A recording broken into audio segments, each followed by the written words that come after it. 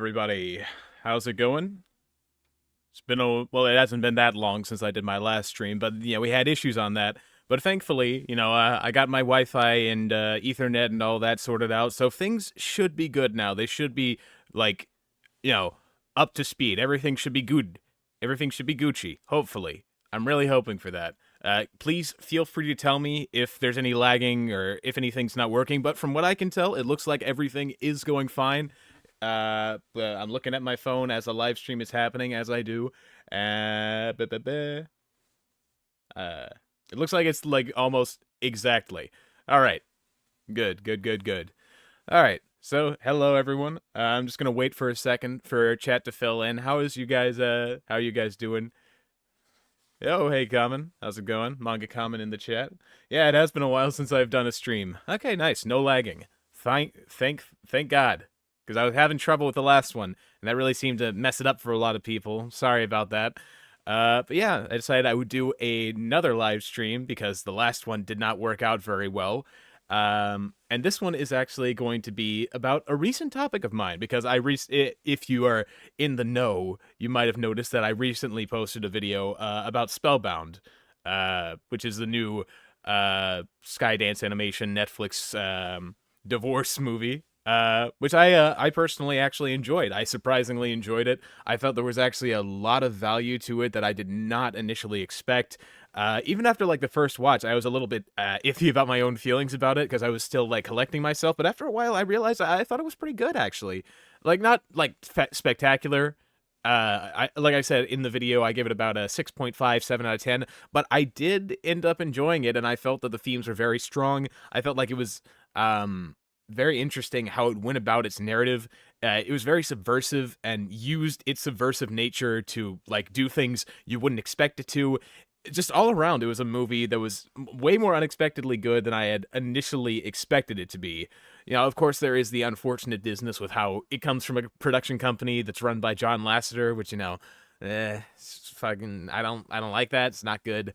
But he's not the only person involved with this film, and he's only a producer. He's not like the writer or the director or anything like that. He had very little actual direct creative input, from what I can tell. So I felt like the film should be able to stand up on its own merits for like the actual creative people that were involved with it, instead of like basing it off of the producer. Because like I don't judge, I don't claim like the Pixar movies that he just produced and didn't direct or write are like his doing. I feel like we should take it on a person by person basis, and I feel like especially with how small his contributions were to the film itself, it's fine enough, definitely, to like praise the work of the people that put in the effort to make it as as resonant as it is.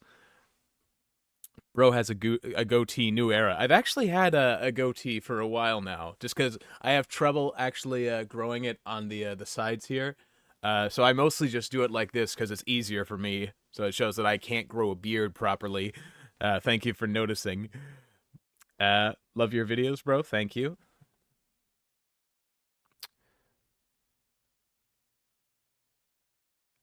Well, my back is recovering from a bit of an injury, so I'd say I'm doing good. Sorry to hear about that, Common, but we are going to be having a fun night, so hopefully this can alleviate any trauma that's going on here. I thought this would be a stream going through comments on your Spellbound video saying it sucked. I miss when YouTubers made videos on hate comments and poking fun at them.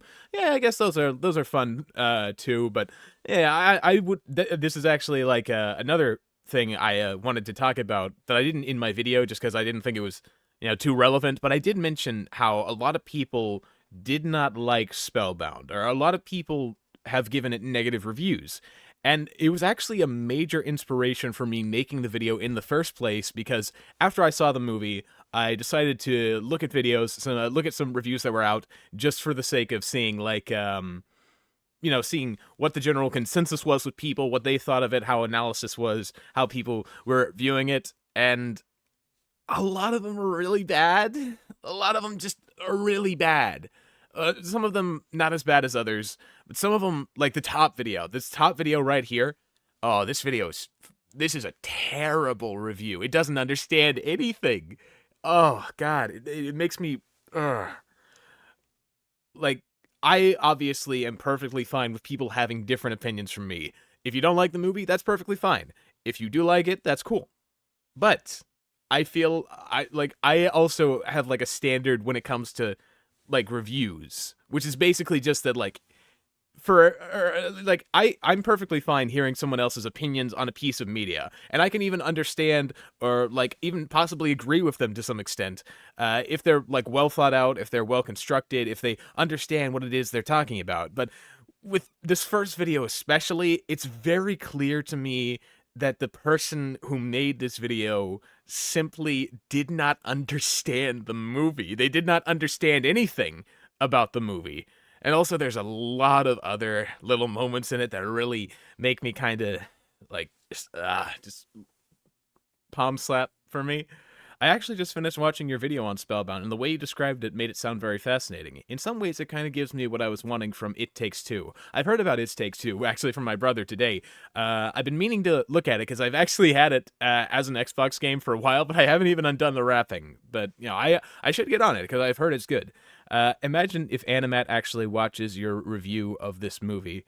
Yeah, that's he was probably the biggest inspiration for me making the video, just because his is so bad. It's so bad. It's a terrible review. And that I'm also going to be looking at some other reviews and videos of people talking about Spellbound. This is going to be the first one because it's like the main one where I'm just like, what are you thinking? How did you come to these conclusions? Why are you saying this? I haven't watched Spellbound, but I have seen two people defending it, and the reasoning makes sense for me as a child of divorce. Might watch it later. Yeah, I would recommend it, especially if you're somebody who's going through divorce. It's definitely something that's very unique in that regard. What's your opinion on the backlash from your Armchair Critic video? You've been getting some criticism from it. Have I? I mean, from the comments that I've seen, most people actually seem to agree with it. I haven't seen any like major disagreements with it. But anyway, we're going to be checking out first this video by Animat. So, little background here. Animat is actually a guy that I have known for a very long time. In fact, he might be the first person that I ever watched a review of in my entire life. Like, I remember being 10 or 11 years old and my cousin showing me his videos, like his reviews or whatever. I remember specifically because of his fedora, the very distinctive wardrobe Animat has. So I know he's been at this for like an incredibly long time. He's one of the oldest people in the community. And I haven't really watched his videos in a long time, like years and years. I remember I talked about him in a video I did about the cartoon community like 4 years ago, maybe? It was a long-ass time ago. And I have watched a couple of his more infamous reviews since then, and I'm not going to, like, completely, talk about anything right now at the moment, but some things are gonna become a little bit obvious, especially in this review, because, man, it is really bad. But okay, enough stalling. Let's get into it. Just gonna check the chat one more time before really getting into it. Will you check out James Gunn's Superman movie? Yeah, I am planning on doing that. Animat has such an annoying, fruity-sounding voice. He does have a very distinct tone, a very distinct pitch to him. Not an endearing, fruity voice, just an ear-piercing one. I mean, I don't remember it being that bad. But then again, it's been like a week since I've watched this video, so here we go. Spellbound.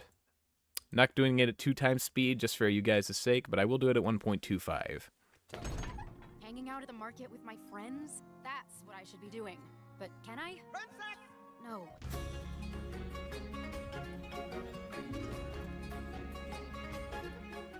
Let's get hype, baby! Let's go! Ready for some Animat reviews? Spellbound. Yeah, actually, there is something, I just remembered there is something that I do not really like about Animat's voice, and it's because it's actually a voice thing that I used to do a lot when I was younger. You can hear it in some of my oldest videos.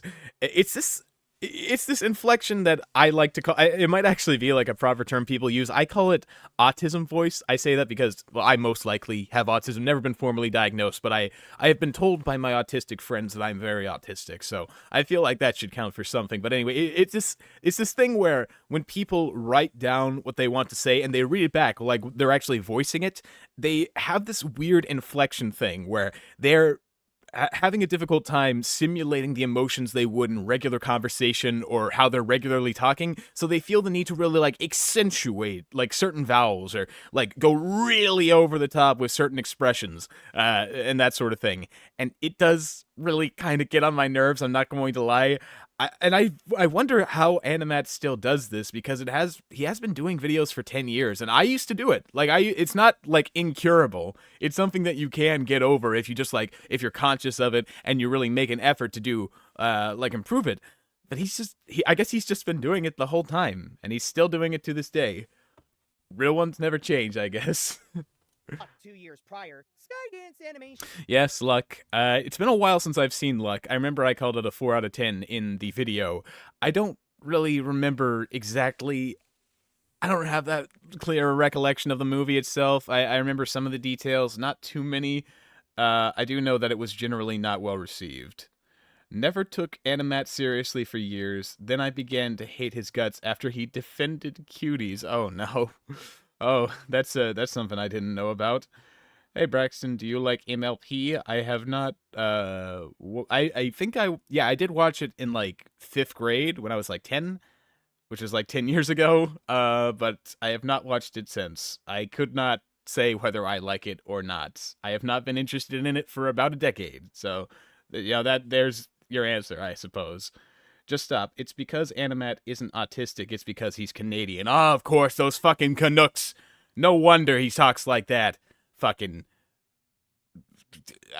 Don't even have any rats in Alberta, the little bastards. Oh, $5 from the Litterbox Critic. Don't worry, I have autism and can confirm Animat's voice is the worst. Thank you, Litterbox Critic, for your input. I feel very validated. Is coming back with another chance to present themselves as the signature animation studio of Apple TV+. Perhaps at one time, but not anymore. No, this has nothing to do with the whole Skydance Paramount deal.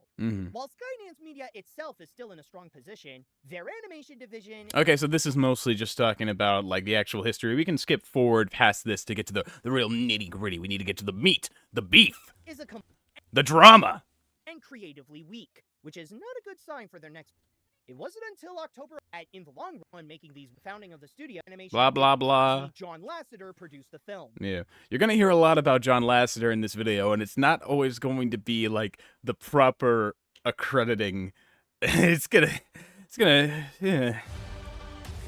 Yeah, I will admit, though, that the marketing overly hyping him up was not a good move whatsoever. That was so fucking dumb. Of course, that was obviously the reason that he was brought on in the first place, so they could use his name for recognition and whatnot. So, it is very annoying, and I understand why people got a bad impression of the movie just starting out because of that. But, he is, in the end, simply a producer. Sorry if you get annoyed by me taking swigs of water here. I gotta keep myself hydrated. Gotta keep myself, nice and fresh for this, this slow descent into madness here. Safe to say that the marketing did not do this movie any favors. That's true. But now that we're going into the kingdom in Lumbria, will this have the magic needed to be a lovely animated film? Or does this spell feel like Netflix inherited a curse? Let's find out. All right, here we go. Here we go, baby. Let's get into it. I'm ready. I'm ready. Let's do this. The story. One important note about John Lasseter is that he is a great admirer of Studio Ghibli and Hayao Miyazaki. And this is still true. That is true. True to this day. The reason why I bring this up is because some of that did influence Spellbound, as the feature shares a strikingly similar story to Spirited Away. Not really. I mean, the parents in both movies do get turned into monsters, but it's not like Chihiro has to go on a journey where she learns that her parents are incompatible with each other. She doesn't even, spend much time with her parents after they get turned into pigs. She spends the whole movie, going to the onsen, trying to find a job, trying to change her parents back. it's very disconnected from the parents, whereas the whole thing with Spellbound is that, Elian is going on this journey with her parents to try and figure out, well, they're trying to go through obstacles to try and turn them back from monsters into human, and along the way, they're actually learning that, the monsters are a representation for their broken marriage, and as they go through the obstacles, they see that all the negatives that come with that marriage and understand and communicate. They understand what they need to do to see themselves, to be able to recognize themselves and understand how they became monsters in the first place. It's that whole kind of journey. Like, that's not in Spirited Away at all. Spirited Away is not about that whatsoever. I mean, there is, like, that basic surface level observation, I suppose, but aside from that, they're very different movies on pretty much every regard. It's about a girl who has to go through this magical land in order to restore her parents who were turned into creatures. Yeah, like, that, I guess that's all they could say, because literally that is the only similarity those two properties have. This case, however, the king and queen of Lumbria were turned into monsters, and it's up to Princess Elian to bring them across the dark forest of eternal darkness and find the light inside them to turn them back into human. Yes. Turn them back into human, singular, one. They're gonna fucking fuse like SpongeBob and Squidward in that one episode. You know the one. Something just cursed. When it was over, my parents were cursed. Of course. How we feeling so far, chat? We doing okay? We doing all right? We're not too human right now. It's because we haven't really we haven't gotten that far along. Let me see here. Common Animat L. Also, the pigs don't even talk in Spirited Away. Yeah, they don't. They never do. Animat sounds like a South Park version of a Canadian, but if you put him IRL and downplay the exaggerated accent. Hello there, buddy. I'm not your buddy, pal. I'm not your pal, friend. That's Animat. That's what Animat sounds like. I kid. Hi from Germany. Hello there. Legit, I saw so many popular YouTubers dunk on this. Daz Reviews, Saberspark. I was going to avoid this movie, not going to lie. Yeah, that's part of why I wanted to make the video that I did. It was because of all the negative reception, and almost all of it seems to be coming from people who don't really even understand the movie whatsoever. So it made it very frustrating. Is this going to be archived? I don't know. I mean, I'm definitely going to, have it just in case. I'll probably archive it eventually. I'm watching this while it loads. Good for you, buddy. Get that tool. I don't know what you do at Lowe's. Okay, back to the video. We're about to get into the real nitty-gritty here, folks. Of course, there are some clear differences as well, as Spellbound tells a story in a more Americanized way. That and the story Sure. That's and it's a different story entirely. is possibly the worst element of this movie because of how it is completely disorganized. Oh god. In fact, the problem starts at the very beginning when we're first introduced to the parents at the 4-minute mark. Like actual monsters, for real. Keeping the secret is ruining my wardrobe. Yes, they're immediately monsters. Yes. And They only save the backstory for the musical numbers, which is not an effective strategy, thus making the heart of the picture and the viewer's possible connection to the characters virtually non-existent. like, this is so dumb. What do you mean you can have no connection to the characters? Like, the first 40 minutes, it is, like, people talk about how it is slower than the rest of the movie, and I think the main reason for that is to build up the likability and relatability of Elian as a character. We're getting to see her struggles on a day-to-day basis, all she has to do to try and keep the parents in line, the constant way they mess up her plans, how she's always on edge while trying to keep a smile. Like, it's very easy to relate to and, like, feel like sympathetic to Elian and her situation, and you can see how much it weighs on her during the moments where no one else is looking, and she doesn't have to put on that front of a happy smile. She can just be with the parents next to their cage and like somberly worry about whether or not she'll ever be able to turn them back. There's definitely, like, from the beginning, an emotional core you can hook yourself onto as a way of getting invested in the movie preemptively. Like, it's not like there's no emotional connection just because you don't know, like, Elian's relationship with the parents from the beginning. And, in retrospect, you learn that you actually do. And even, like, it's not, like I said in the video that it's subtle, but it's not the most subtle thing in the world. I mean, in the beginning, the first song is literally called My Parents Are Monsters, and the entire song is about Elian going through her day talking about how toxic parents are similar to monsters. And what do you call, like, your parents when you're really angry at them? I mean, usually you call them Hitler, or you call them bitch or asshole or whatever, but some people call them monsters. You're acting like a monster. You're a real monster. Like, there's an obvious reason for why at the start it starts with, my parents are monsters.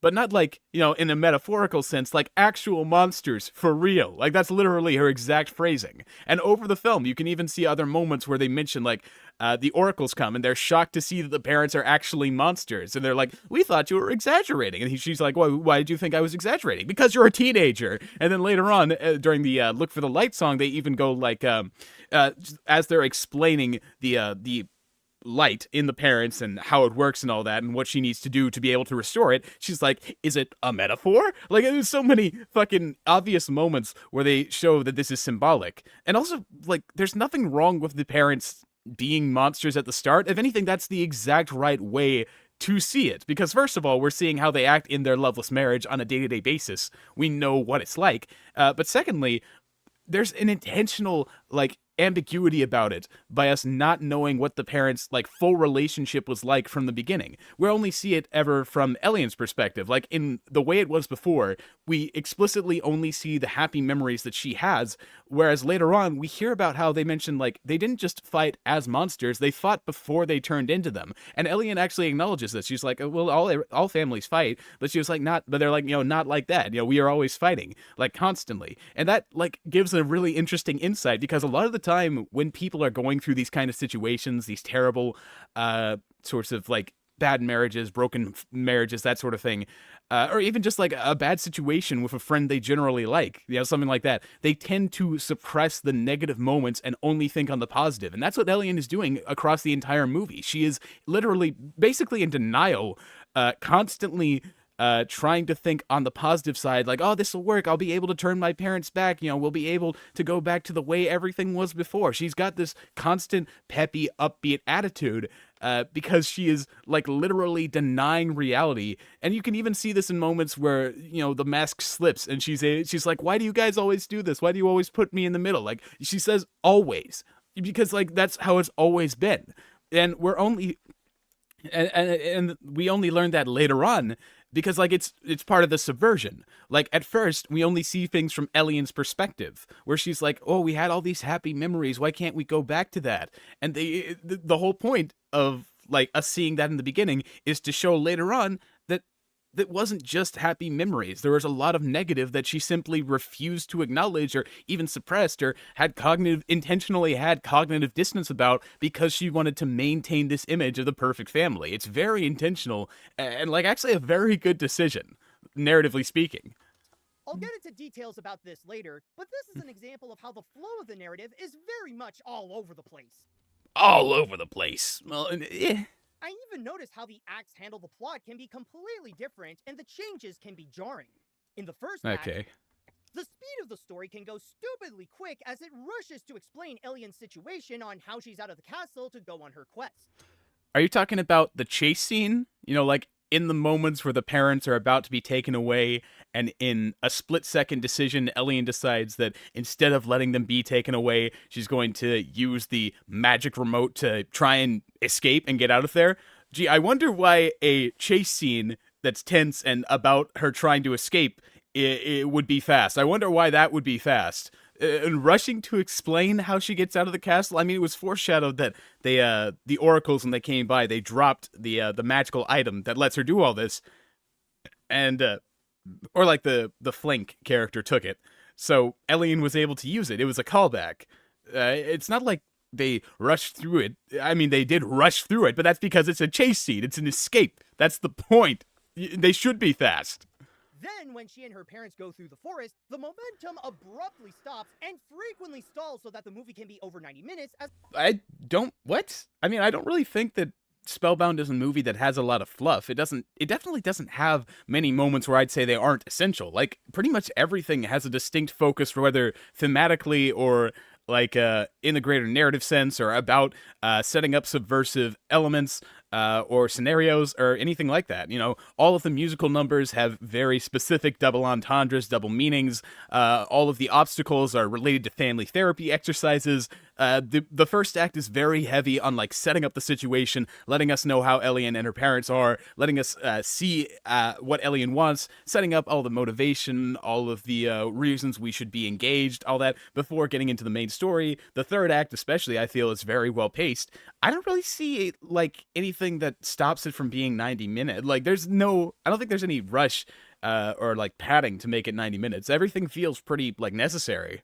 As the parents slowly become themselves again, and the more it keeps padding itself with filler and keeps repeating the same plot line of dodging the great darkness caused by their conflict, it's not repeating the same conflict, it's showing new conflicts and new ways the parents are developing and new reasons for why their relationship doesn't work. Like, that's what each unique obstacle is meant to tell us. They are family therapy exercises. Like the first one, especially, it's very symbolic. Like, they enter a log, and while they're in that log, when they make positive noises, positive words, they float out like little blue bubbles, and they petter off. Whereas when they say negative words, they end up shooting out like lightning bolts, and they dart all around like, just the surface without any ability to control them. So what happens basically is that the parents accidentally fire bad words at each other, negative words at each other. They accidentally do this, and then it turns into a full-blown fight between them where they're slinging negative words all over. And because of that, they actually accidentally hit Elian,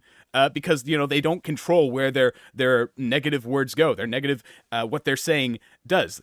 Like how they don't have control over how their words can affect someone without even knowing it. And then there's after she gets hit, they try to help her, but there's so much negativity around it, it's almost impossible to reach her. So the only way for them to do it is to cast this massive blue speech bubble, this massive positive word. They're able to cancel out all the negative words by having big positive reinforcing words to show them, to like shove them aside. That's very symbolic. It's about them learning to communicate. It's why after that trial, they're able to speak. They learn how to communicate positively and negatively, and the effect that their words can have on Elian as well as each other. And then, like, it's the same for the other obstacles. Like with the sand pit trap, that's basically a cooperation exercise. They're having to try and figure out how to solve a problem and having a really difficult time about it because the parents are constantly fighting. The only way they're able to solve the problem is through Elian guiding them, but she can't guide them through everything. And while, it's good that they're able to overcome the problem, it really demonstrates another inherent flaw in how the parents act, constantly putting Elian in the middle of their conflict, not just unintentionally hurting them with their words, but also like actively engaging them in their conflict. And then there's also, there's other ones, of course, as well, but I feel like you get the picture. Like, all the obstacles, they say different things. They say very intentional different things. They have specific meanings. I don't know what you're talking about saying that there is no meaning. That's not true. That's wrong. It's not filler. They're not repeating the same things over and over again. I have no idea. It's just like, it speaks to a total lack of understanding about what the film is trying to do. I'm going to look at chat yet again, see how we're doing, because we are getting further along. Oh, some more super chats. Sorry if I'm missing anything. $5 from Ty Sean Sr. Is there a reason you delete your streams when you're done, Braxton? I want to watch them again, but they are not there. Well, they're only unlisted. I might create like a playlist, actually. If that's what you guys want, I can make a playlist for all of the live streams. There aren't that many. I've also thought about doing maybe channel memberships, trying to like maybe do some small exclusive videos that I put all into like a compilation at the end of the year or something, or maybe even just keep them exclusive. And also like maybe have the live streams also be exclusive content, give a reason to do memberships, that sort of thing. Do you like or hate Animat? I don't feel like I know enough about him to give a solid opinion. I don't think I hate him as a person or anything, but based on this review, I do not like his content that much. Please do. Okay, I see people saying please do. Yeah. Out of topic, but there is going to be a Paranorman show, but they canceled it. I'm sick to see that's happen. Playlist for streams would be cool. I'll be right back in a second. My phone is low on battery, so I'm going to just hook it up. I have a charger right there. I'll just be like a literal second. I'll be like the Flash. Yeah. You even hear me running in the background because I'm so quick. You want to see me run to that rock? You want to see me do it again? Yeah. Yeah, baby. All right.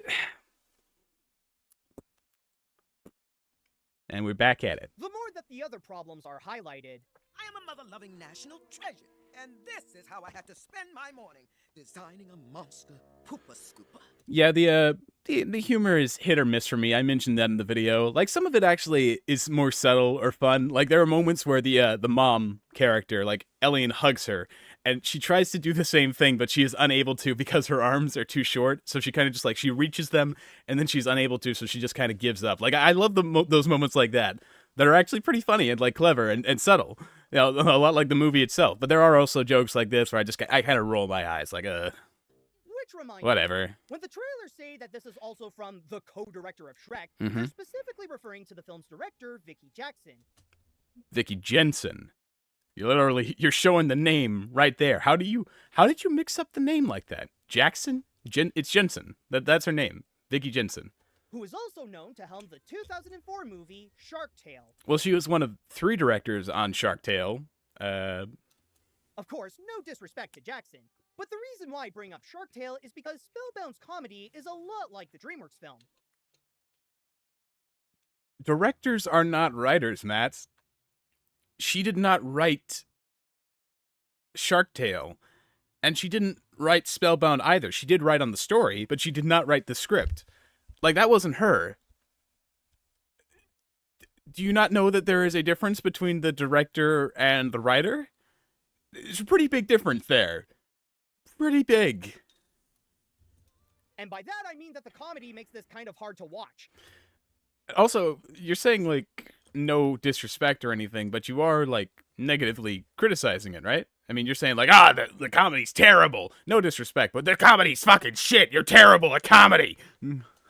Just about every attempt at being funny either falls flat or it makes the experience aggravating where it doesn't seem to understand how humor works. Okay, could you give some examples? Just like, don't understand how humor works. That's a very specific kind of criticism. I'd like to know what you mean by that. I mean, I don't think the humor is like fucking 10 out of 10 either here. I don't think it's amazing. A lot of it, like I've said it, it's hit or miss. A lot of it doesn't really resonate with me. A lot of it's just kind of generic kitty stuff. You know, it goes back and forth. Some of it I really like, some of it I do not. But like, doesn't understand how humor works? Like, that's a very broad statement there.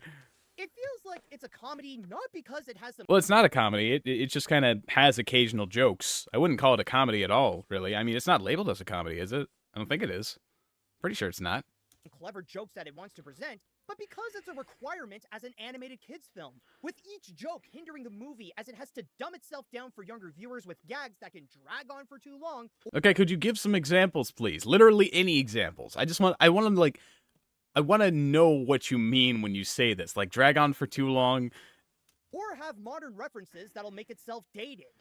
Well, those are just like little moments, like giving something. They give the frog 5 stars because it's like an Uber, whatever. But like, Uber's been around for a decade now, and I don't think that's also not like a long joke whatsoever. It's a very blink and you'll miss it. Not blink and you'll miss it. It's focused for like a couple of seconds, but it's not like a big joke or anything. It's just like, oh, thank you. I'll give you 5 stars. Like, Just speak a command and press a button. Speak command? that's also like another thing. Like, speaking command and things not working. That's been a thing for like a long ass time.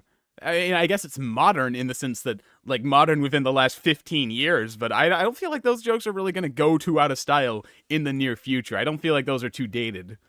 Go. You gotta go. Go, Fox. Go. But as you may notice by watching these clips, But again, like, what is that, like, what about that doesn't understand humor? What about that is, like, so terrible, so aggravating, as you so eloquently put it? the storytelling and the comedy are not among the feature's top priority. Okay. I mean, I think it is storytelling in the sense that, like, they're telling a story about a broken marriage and Elian's struggle to accept it and what that means and the effects of it and all that. Like, that's definitely one of their main focuses, and I feel like they handle it pretty well overall. So but like, what do you think the main focus is, Matt? Instead, its main mission is to capture a certain feel, and that's to be like a Disney movie. Yeah, this is something I mentioned in the video again.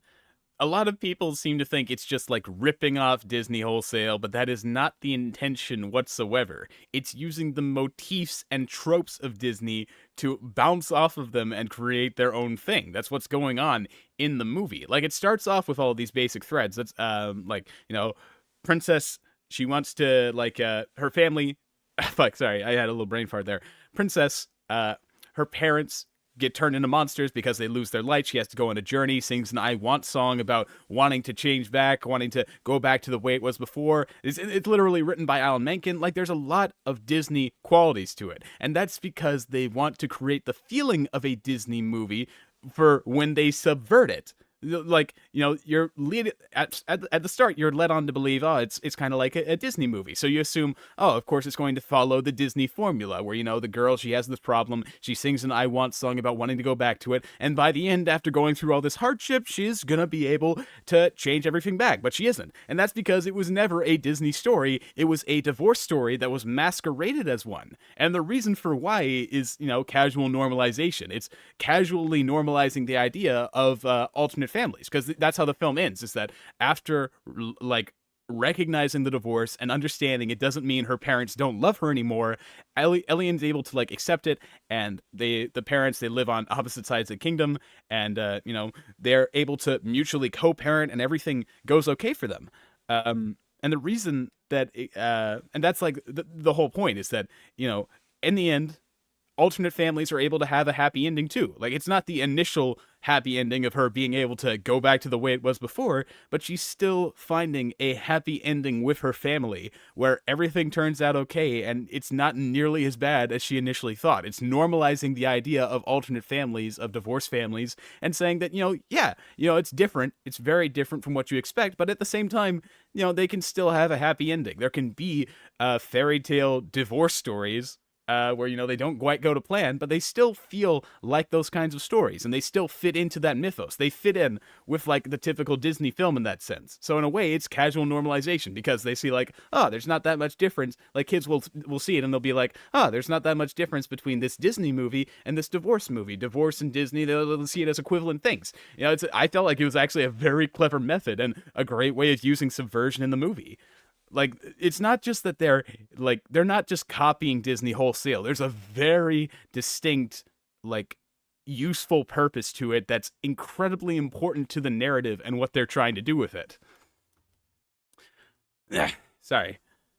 Thanks for this stream. Love to see you do more of this. Can you do a video on Blood Lad? I think you'll like it. I'm not sure what that is, but I guess I'll check it out. Yeah. Excuse me for my taking a sip. Gotta take a sip. One of the directors of Shark Tale also directed The Road to El Dorado, one of DreamWorks' best. Oh yeah, man, I love The Road to El Dorado. Whisper of the Heart was written by Hayao Miyazaki and directed by Yoshifumi Kondo, but it feels different from the films Miyazaki directed himself. Oh yeah, that's definitely true. But that's mostly like in terms of vibe, presentation, that sort of thing. Like, I'm mostly talking, when I was talking about the difference between a director and writer, you know, like the director can definitely guide how like a joke is presented. So I guess in that sense, you can consider it at least partially her fault, because like I said, she's one of 3 directors for that movie. But even then, like, you know, she didn't actually write the jokes, and I feel like he was approaching it specifically from how he does. Like, he said, "Oh, they don't understand what humor is." Like, if it's at that sort of fundamental level, I feel like he's more so criticizing the writing than criticizing the presentation there.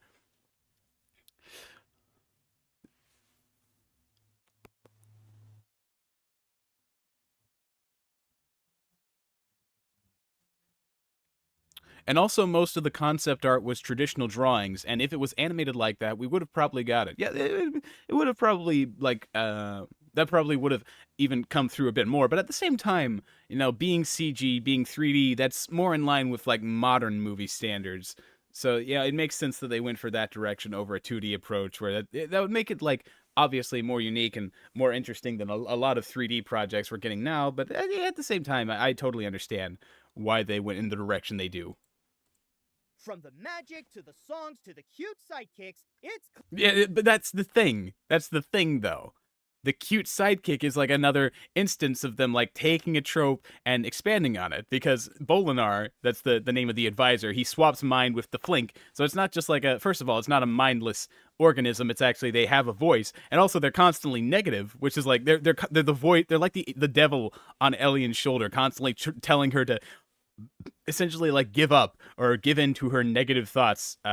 It's not like what he's saying actually isn't that bad. You know, he's saying like, oh, you know, that, well, he's saying that that's not your parents anymore. That's not how they are. But, you know, in the end, you can see that he's sort of trying to communicate like, you know, this isn't working. This situation isn't going to work out how you want it to. And like, in that sense, it's true. But at the same time, he's just presenting it in a way that makes it disagreeable to Ellion, which I think is also pretty interesting in of itself.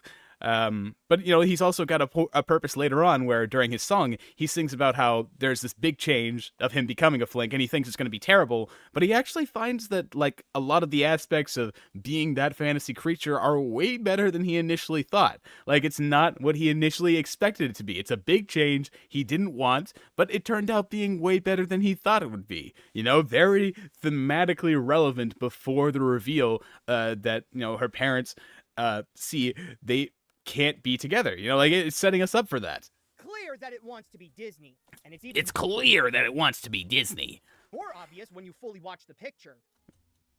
Well, I mean, I feel like it would. Yeah, I mean, not in the sense that I'm agreeing with him, but I mean in the sense that, like, yeah, it would. If it were obvious it were ripping off Disney, it would probably be evident if you actually watched it, wouldn't it?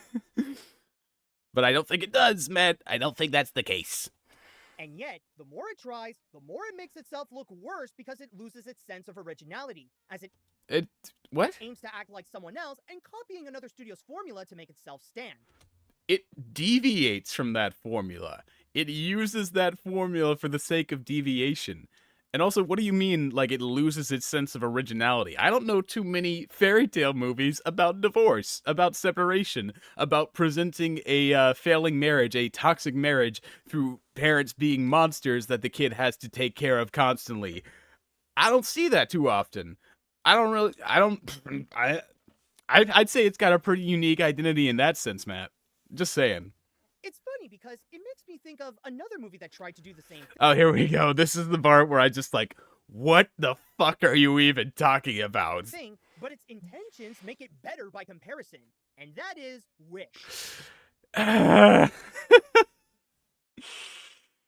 Okay, so in case you guys don't know this, Animat is a fan of Wish, which, you know, like, cool for him. Good for him being able to like something that most people do not. But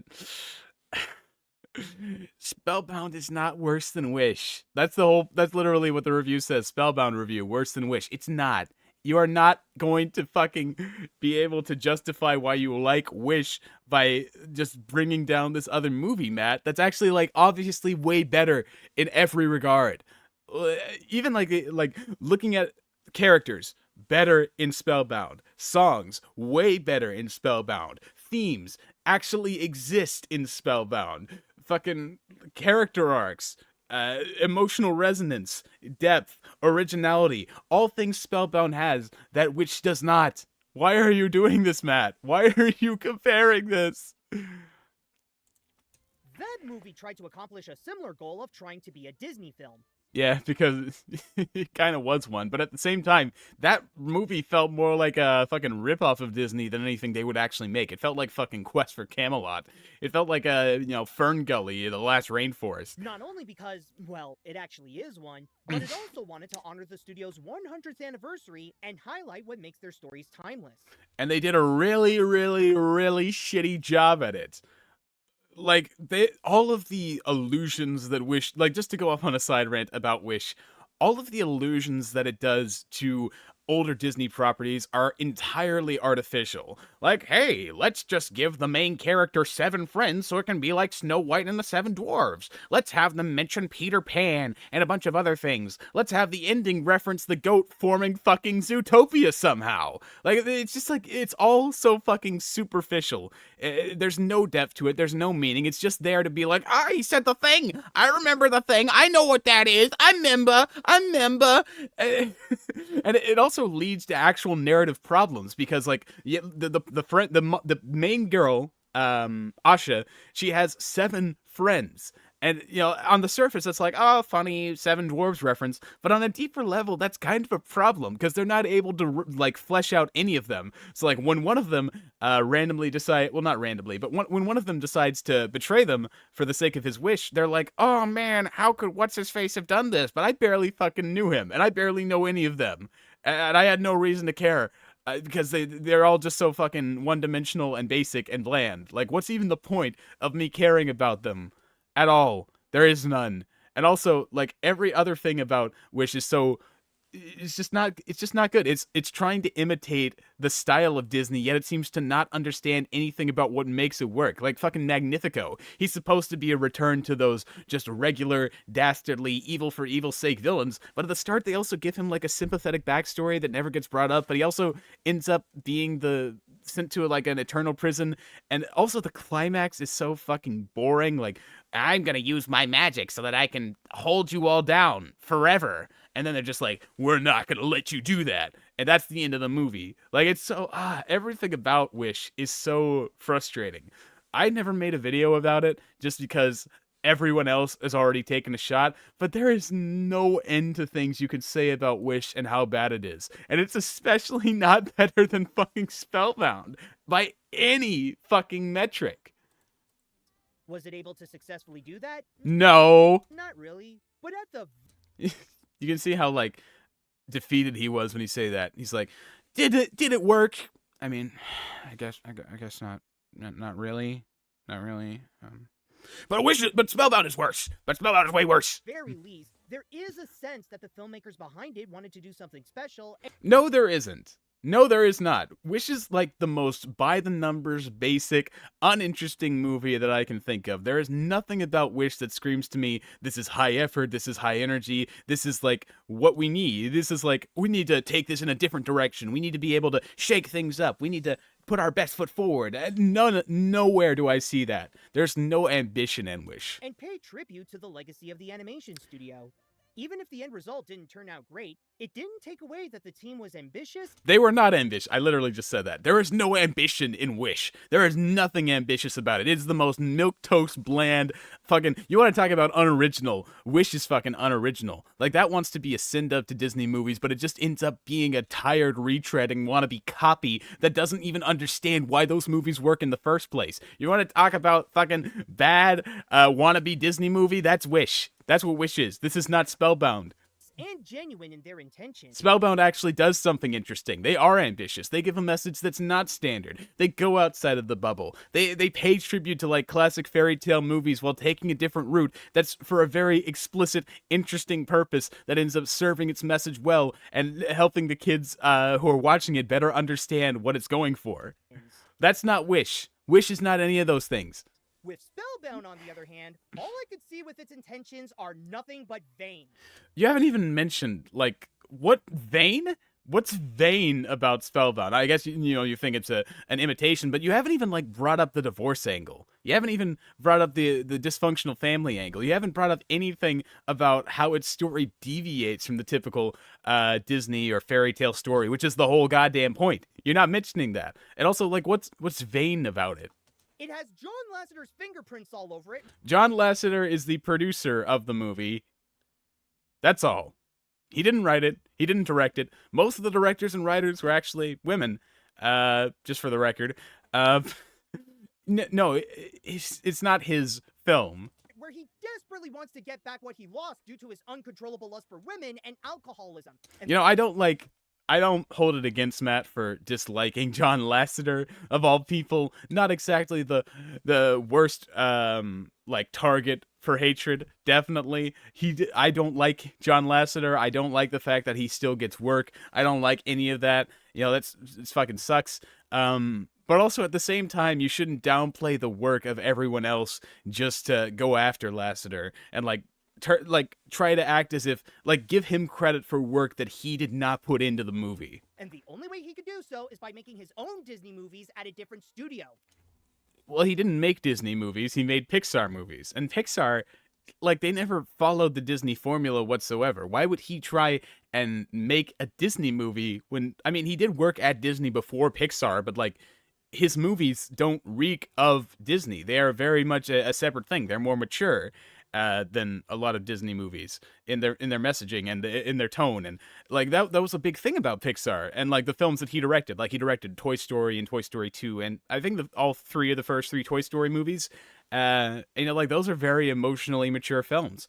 But like it doesn't really make sense for him to like revert to just doing classic wannabe Disney stuff. Why would he do that? And also, like I said, he didn't make the movie. Like it doesn't even make sense. Like it doesn't make sense on one level because that's never what he made. But on a second level, it doesn't make sense because he didn't fucking make the movie. He's a producer.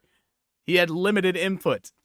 It's not really a movie, but more like an existential crisis in the form of a musical. You have barely explained what is wrong with the story. You haven't even said most. You haven't even talked about most of it. You just been like, it's bad. It's very bad. It's very bad because it wants to be Disney, but it's not. Wish was better than this. Wish was better than this story, which is bad. Like that's your whole thing. That's all you're saying. Where's the critique? Where's the criticism? Where's like the you didn't even explain the full plot yet. Where the fuck? Where are we? Where am I? Is this reality? Is this fantasy? Am I caught in a landslide? No escape from reality? God. And yes, I am pinning this on Lasseter because if the marketing is presenting him as the main selling point of the picture, and entertainment journalists are continuously portraying Skydance Animation as his great comeback with no regard to his victims that he harassed, then fine. Let's call it his movie, and he's the reason why it sucks.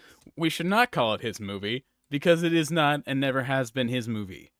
He played a part in it, but it is not his film. And to give him the credit for that is really just downplaying the work of all the other people who were involved with it. Like, that's not a positive thing to be doing. You shouldn't be feeding into the marketing like that. Like, the marketing, of course, is a problem, but you shouldn't be like, well, I'll just follow the marketing. Yeah, it's John Lasseter's film, and he's the reason why it sucks. But you also, like, even if you don't like, why? Why are you doing this? $5 from Tyshawn Sr. Wasn't Lasseter CEO of Disney Animation as well as Pixar for a while? I don't know, honestly. I don't know too much about the John Lasseter saga there. Animac giving a bad review? Must be a day ending in Y. Oh, got another person in chat. Some guy. Oh, actually, this is a Razorblade. I wasn't the biggest fan of this movie, but even I feel like Spellbound had more passion and energy put into it than Wish did. Easily. Yeah, I think it's such a dog shit comparison. Wow, you ain't kidding. I can assure you that there are some good things that can be said about this movie. What? You have yet to say anything. The story and the writing's craftsmanship is absolutely not one of them. You have not given a good justification for that, Matthew. And that's the end of the story. The animation. I don't think I have too much to say about this. He mostly just says that it's good. And yeah, like, it lacks kind of a distinct style of its own, which I guess in a way it could, like, you could say it feeds back into the, blending in aspect. But I feel like it is visually, like, on its own, perfectly fine, perfectly good looking. But, I feel like it could have been improved by, in this age where stylization is becoming more and more prevalent, it could have done with something to help make it stand out just a little bit more. Sorry about the burping. God, this water is really going straight to me. All to create there is an allegation going around that is that it got very creative with the world build. While the corner in Lumbria character animation, when they do, it's yeah. Well, he says the animation's good. Great. That's sure, there are those same designs like in Luck, giant budgets, yet there are some Oh, here's actually something that I think might be dumb. Hold on. Copying Disney's look. When compared to their previous works like Luck and Wondla, Spellbound received a bit of a downgrade. Yeah, it did feel like sometimes, at least with the settings, it felt a little bit empty occasionally. Like it felt as if there was something missing. I don't know the way to describe it exactly. It felt like there were certain big set pieces they had, but they couldn't quite fill them out completely. So they're just sort of empty and spacious. Like when you have like those pre-built maps, but you don't have any like furniture you've bought or any assets you've created to put it in, so you're just in this massive empty space. That's kind of how it feels sometimes. Sure, there are those same designs like in Luck, where they look like they're shamelessly copying Disney's look, but the one that stands out to me is how it looks like there were some shortcuts that were done during the production. Okay. Such as? It's weird because they say that these movies were given giant budgets, yet there are some parts that look like they have to take the cheaper route and reduce. Is this what you're talking about? Because this is obviously stylization. Like, obviously stylization. I want like some actual examples of what you're talking about here with the animation being taking shortcuts, because this is not an example of that. Like, they had to create new models for the characters here. They had to be able to like put them in the stars and give them this outline. They had to create a unique effect for how they looked. Like, this is not a shortcut. That's not how this works. They've been simplified for the sake of you know, this visual, which is like they're supposed to be like constellations. That's not like a shortcut. What? Technology to finish the scenes. One prominent example is the Great Darkness. The effects of this film are generally good to show the magic that's in this world, but seeing that tornado always makes me unintentionally laugh with how out of place it looks compared to the rest of the film. I think the whole point with it is that it's supposed to look sort of primitive and basic. Like, I don't think they had an inability to make it look more realistic. I think they wanted to go for that aesthetic, definitely. It's not because they had like a low budget that they made the tornado of emotion look that way. I feel no, not at all. Like, what?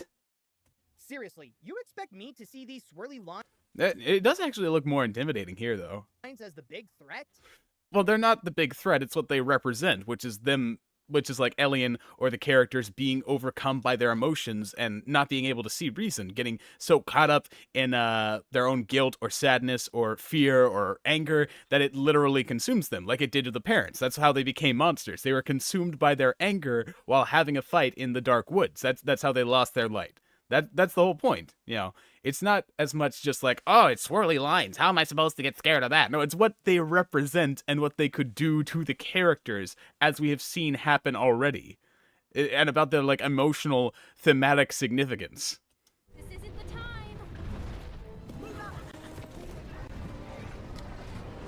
I would lie if I said that there was no effort put onto this picture whatsoever, because the animation proves that there are some people who care to make their contribution the best that it could be. Yeah, there are a couple like pretty good shots like this one that I see where they do play around with the camera work and they have a fun like dynamic sense to it that I really enjoy. Like, I like when they are a bit more experimental with that. I just wish the visuals went a little bit further to try and stick out, but at the same time, I do understand why like also trying to resemble a modern Disney movie fits more in with the theme.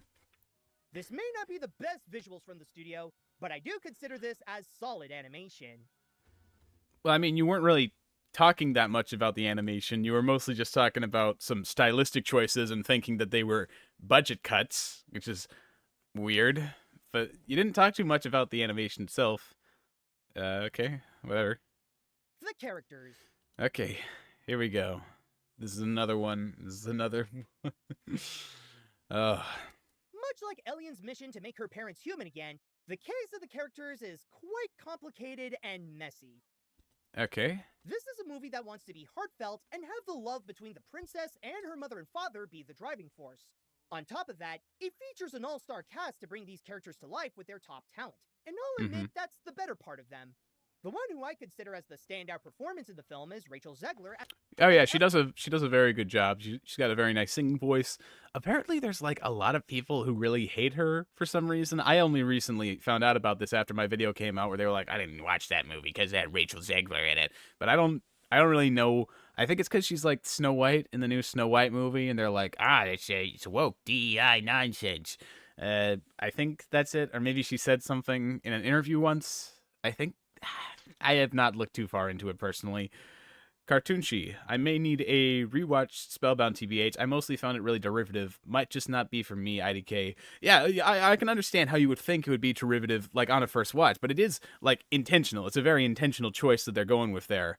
There's a lot of deeper meaning to it that I actually, like, I found, like, even after my first watch, I was still, like, kind of contemplating it, like, huh. But when I watched it like the second time, I really started picking up on the themes and understood it better. Sometimes it doesn't quite hit right away, but I feel like if you go in with an open mind, if you try to think about what it's saying and the intention behind it, it's not nearly as generic as you might initially think it to be. Like, there's a lot of depth hidden underneath that makes it a lot more enjoyable. Rachel has said some very stupid stuff online. That's why there's backlash on her.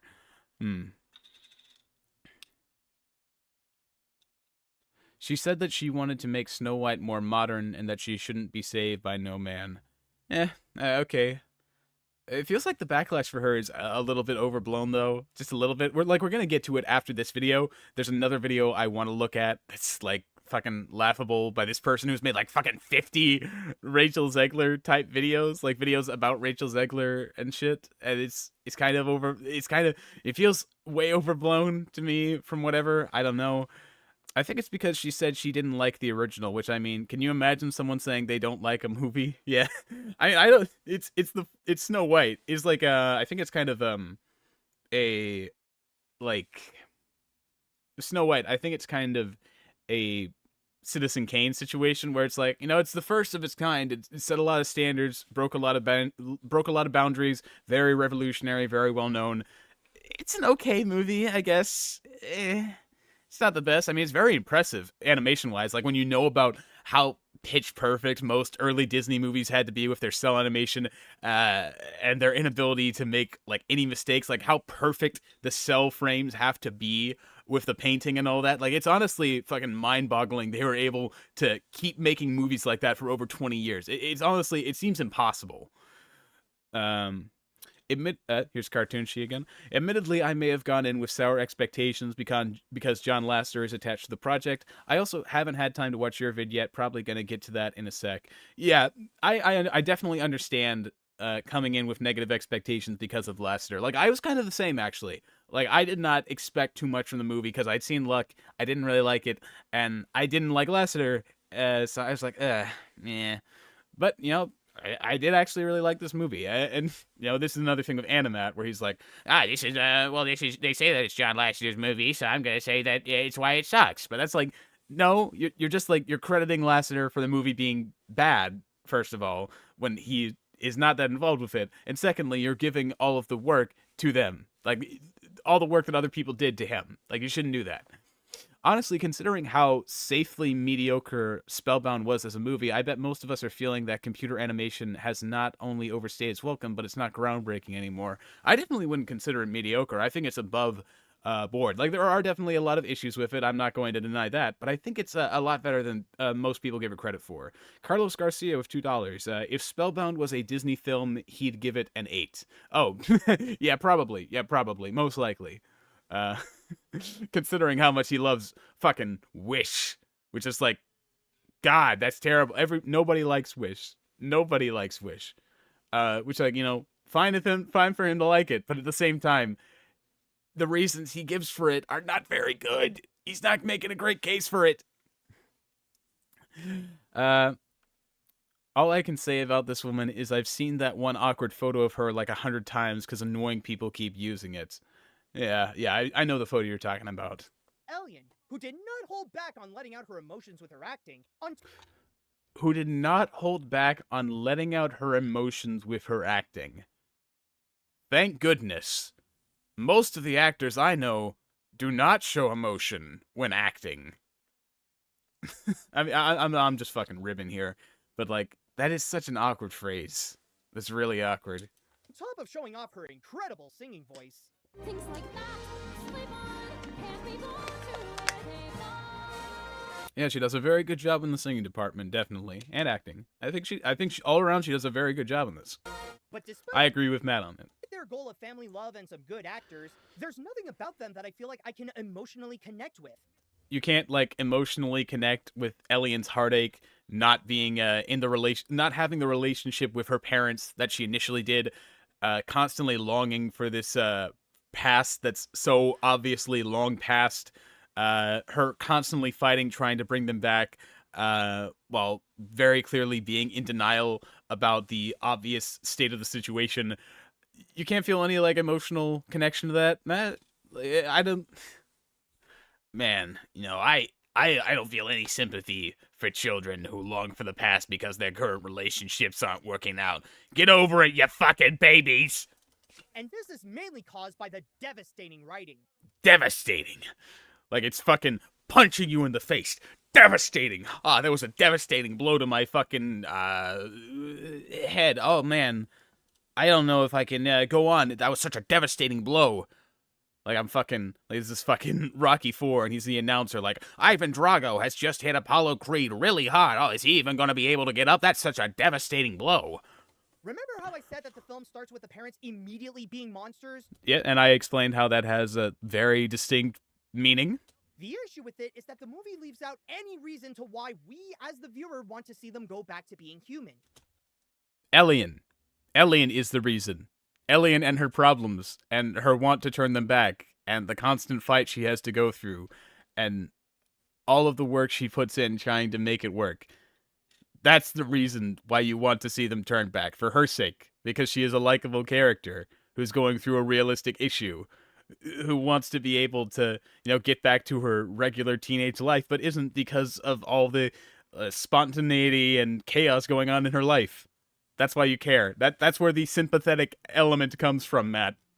There's nothing beforehand that shows Elian's initial relationship with them or establish what their bond means to her, which could have been. We learn about how much. Well, I mean, I guess in that sense, we learn what the bond means to her. I mean, she wants it to be stable. She wants to have a normal relationship with her parents. Like she used to have this good relationship with them that seemed, or at least what she thought was a good relationship, because like after, like I mentioned, as they go on, they reveal like, oh, they were always fighting. She just like constantly blocked that out of her memory because she only wanted to remember the good. But, we learn about what it means to her. She wants to have the same relationship she had before, when it was good, when she had a normal relationship. She doesn't like the idea of, like, separation or divorce, because she sees it as them, like, if they can give up on each other, then maybe they can give up on their love for her. That thought scares her. So that's what drives her over the course of the movie. She doesn't want to, like, confront that idea. And so when she's forced to at the end, she goes all out and she goes, like, fucking insane. And she, like, completely loses it. Like, all of the goodwill and forced happiness that she had been, presenting finally fades away as she, like, presents her actual feelings. Like, that's the point of the climax, which you have yet to bring up even once so far, Matt. You've yet to bring up the themes or anything. Benefited to establish both the importance of her family and the core problem that needs to be fixed. They do establish both of those things. Yes, they do show that after. And also, like, we see, as the parents are turning back, how they generally interact with Elian. We see the good as well as the bad. Like, it's not all just them fighting. We see them being able to have happy memories, happy moments together, being able to connect. We see why there's, like, something just beyond the toxicity. But at the same time, we see the toxicity, and we know that despite what Elian wants, we learn, like, despite what Elian wants, it's clear they're just not working out as a couple. They need to be able to go in a different direction if they ever want to, like, move on. Like, it's just like step by step, the song says. It's like, then we can all move, if we step by step in a new direction, then we can move on. Then we can all move forward. We can go on. We can, like, make a change. The only way to make a change is to not do the same thing over and over again. We need to, like, instead of continuing the cycle of the marriage, in this case, continuing the cycle where even if, like, that, one of the things I love about the ending is that, the parents try to step into the light, which represents their love, but they're unable to because they realize that, like, if they do, they're gonna turn back from monsters. They'll get their lights back, initially, but over time, because they just, like, inherently bring out the worst in each other, as we see over the course of the film, it's just going to lead to them becoming monsters again. It's not going to change anything. It's not going to be a permanent fix. It's just going to be a temporary thing where the exact same series of events is going to happen if they don't change what they do. So that's what happens. They change what they did. They go for a different approach that works way better.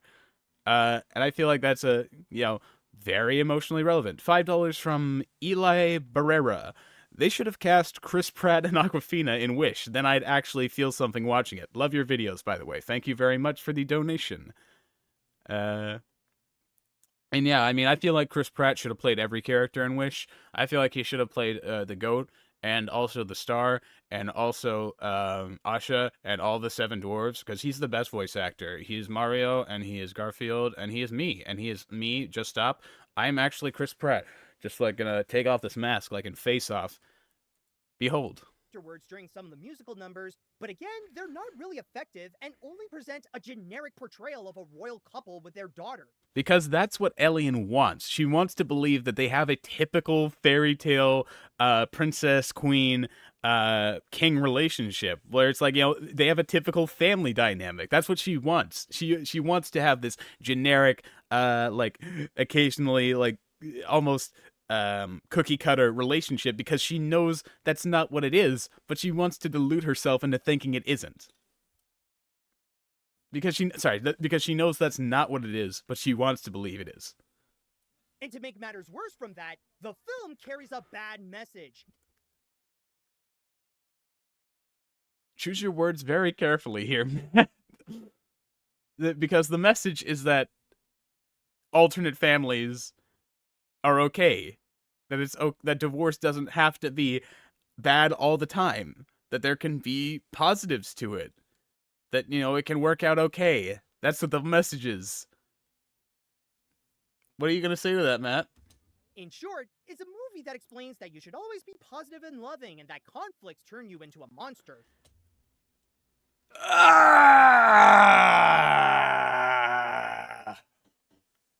Matt, that's not what it fucking means. That's not the meaning, Matt. What are you talking about? What are you talking about? You're tearing your mother's heart out here. It's not that you should always be positive and loving, and it's just, what? Where did you get that? Where did you say that you always have to be positive and conflict turns you into a monster? It's not conflict that turns them into monsters. The monsters in the movie are meant to represent how they act in their loveless marriage. That's the point. They're not, it's not just inherently because of conflict, it's because, like, they have, like, how parents in a loveless marriage have monstrous traits. They literally become monsters. You know how the opening song is like, my parents are monsters, like actual monsters, for real. That's what it's about. It's not saying that conflict is not the problem here. That's not what turns them into monsters. Where did you get that? And also, where did you get the idea that you always have to be positive and loving? I mean, loving, I don't see what's wrong with that, but you don't always have to be positive. They never say that. They say you should be understanding. They say you should communicate. They say that, you should remember the environment that you're creating in front of your children and try to look for new solutions when things aren't working out exactly, and that alternate families can be okay and you don't have to be so fearful of them, because sometimes they can actually be better than a broken marriage continuing on and never getting any better. Like, those are the messages. That's what it all means. Where did you get this, Matt? How did you get this? Like, this is what really pushed me over the edge. Like, how do you misinterpret it that badly? And this video has, like, such a positive like to dislike ratio, and it's like the main video about Spellbound, and it doesn't understand anything. It understands nothing. Why? What I hate about this message is that it portrays this in a black and white way where having any negative emotions is bad. No. Also, you're playing the tunnel scene. The point of the tunnel scene is to show how, like, carelessly negative words and phrases and emotion, carelessly saying really negative things. Like, in an argument, when you're spitting negative things back and forth, those things can reverberate and bounce off unlike you intend and end up hurting people you didn't actually direct them at. That's the point of that scene. It's not to say all conflict is bad. It's to say you should be aware of what you say and how it can affect others as well as yourself. Yes, while conflicts can be destructive, they're also unavoidable and just part of life. Yeah? It's okay to have fights with your loved ones because resolving them is what makes your bond stronger. Hold on. Is he talking about divorce here? Is he saying it's a bad thing because they got divorced instead of solving the problem and everything working out like a typical fairy tale film would? Am I misreading that? I feel like that's what he's saying. I really feel like... Am I missing something here? I mean, he said the message is bad. And, you know, it's obvious what the message is, but he's portraying it in this weird, fucking vague-ass way. Is he talking about divorce? And yet, this movie portrays them as the antagonists of the picture. This is like if you take Inside Out and you make Sadness the villain. No, what? What are you, this is so fucking dumb. You are making such a dumb observation. How do you make this? How do you get this? Oh, read the penned comments. I'll read that once I am done with this. Oh, yo, what's up? Hi, I'm Wonder. It's Wonder, my boy, Andrew. Whoa, he streams. 2015 Markiplier setup goes hard. Thank you. Thank you, Andrew. I try my very best. Oh, got some more super chats in here. $2 from Gangster Goji 2K5 is God. Reject Animat, embrace Just Stop. Galunga. Thank you. Yes, embrace me. I am God. I am Jesus. All my opinions are correct. Objectively speaking, I cannot do any wrong. I can never be incorrect. $2 more from Carlos Garcia. It feels likely he's just lying about the message. I think he actually might be. Like, he might genuinely be intentionally lying about the message just because he doesn't want to, like, explicitly say, I don't like this movie because they don't stay together at the end. That's not how marriage should work. Is this like I thought, like, Nanamet was a generally liberal-minded guy, but this kind of... Is he based? Is Animat based and red-pilled? Casually Dox is my name, huh? Oh, sorry. I didn't realize if that was not out in the public. My apologies. After this, you need to watch Disparu's review of the movie. Oh, yes, I was meaning to look at that. That's the next thing I'm wanting to look at, actually. Yeah, that one is fucking terrible. That was another thing that made me want to look at it, because, God, we'll get to that soon enough, but we are still on the Anna Matthews saga right now. It completely misses the point to an integral part to how love works. Oh, yeah, he's definitely fucking talking about divorce here in a non-specific way. Oh, Matt. Oh, no, Matt. Oh, no. Not very Gucci. Not very cash money of you there, Matt. And also, it's like in such an intentionally disguised way. Oof. Conflicts can hurt, but they're also essential. And the fact that the movie ignores that part makes itself and even its... Notice how he's not mentioning at all what the actual conflict and resolution is, and the character arc, and what she goes through, and what the parents go through, and what they learn. He's using all this unspecific language. He's not really talking about exactly what he means. I feel like that's very intentional at this point. Like, it's obvious what he's talking about here, but he's just like, he's too pussy to actually just, like, go out and say it. Oh, no, they say that conflict is a monster, but conflict can always be resolved. It's literally that scenario in the video I mentioned where it's like, well, my family gets into conflicts and we work it out, so if a family gets a divorce, that obviously means they were just lazy and bad. And like, no, shut the fuck up. You know nothing. You do not know these people. You do not know their relationship. You don't know how much effort they put in to trying to make it work out. You should be more fucking sensitive to how other people feel, because not everything is black and white. So, a lot of people hold strong opinions about relationships ending and always believe that relationships can be fixed. A lot of people, I assume, hold that belief due to their own natural fears. Yeah, I mentioned that in the video where... Like, maybe a lot of the reason people say this is because they don't want to acknowledge that their own relationship might not be working out, and they don't want to acknowledge that shit hasn't been working for them. Like, that's another important message that Spellbound kind of addresses, is that parents should look at their own relationships and see what they're doing, and if the solutions they're coming up with are currently working or not. Like, that's an important factor of it. And I feel like the people who are against it, they're very insecure about that. Like, they don't want to look at their own relationships and possibly better themselves. Characters unappealing, including Alien, who spends the film just seeking out toxic positivity, hoping that can solve her problems. Yeah, that's the point. That's literally the point. I mean, it's not toxic positivity. Well, I guess it is toxic positivity. It's forced positivity. She's forcing herself to be positive because she doesn't want to acknowledge the reality of the situation. That's her whole arc in the movie, is being able to see that and get over it. Like, she has positive, likable qualities. She has reasons to be sympathetic and likable. It's not like she's... Why would you see that and you'd be like, this character has flaws. That makes them unlikable. Still the best song of the movie, I think. Like, the best moment of the movie. Like, this whole sequence, great sequence. Really, like, fucking, like, putting it all out there. Great use of callbacks, going back through the whole movie, essentially giving us a jog on what we went through, what we expected, how it was subverted, how Ellion's feeling about it, finally giving us a good look at her emotions and how she feels after hinting at it over the movie. Great scene. I was like, my jaw was actually kind of on the floor when I saw this the first time because I did not expect it at all. Honestly, great scene. Ellion, please. As for the rest, the humor Is that what you're using to say that she is unlikable? Because she's like, hey, I put in all of this effort to try and keep the relationship together. Why are you not doing that? Do you just not care at all? You never cared about me. I can't believe it. I've been trying so hard, and you're not even recognizing the effort that I'm putting in. Why are you like this?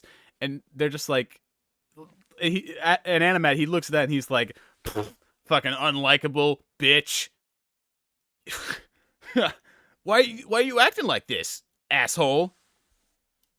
Dum poopy head.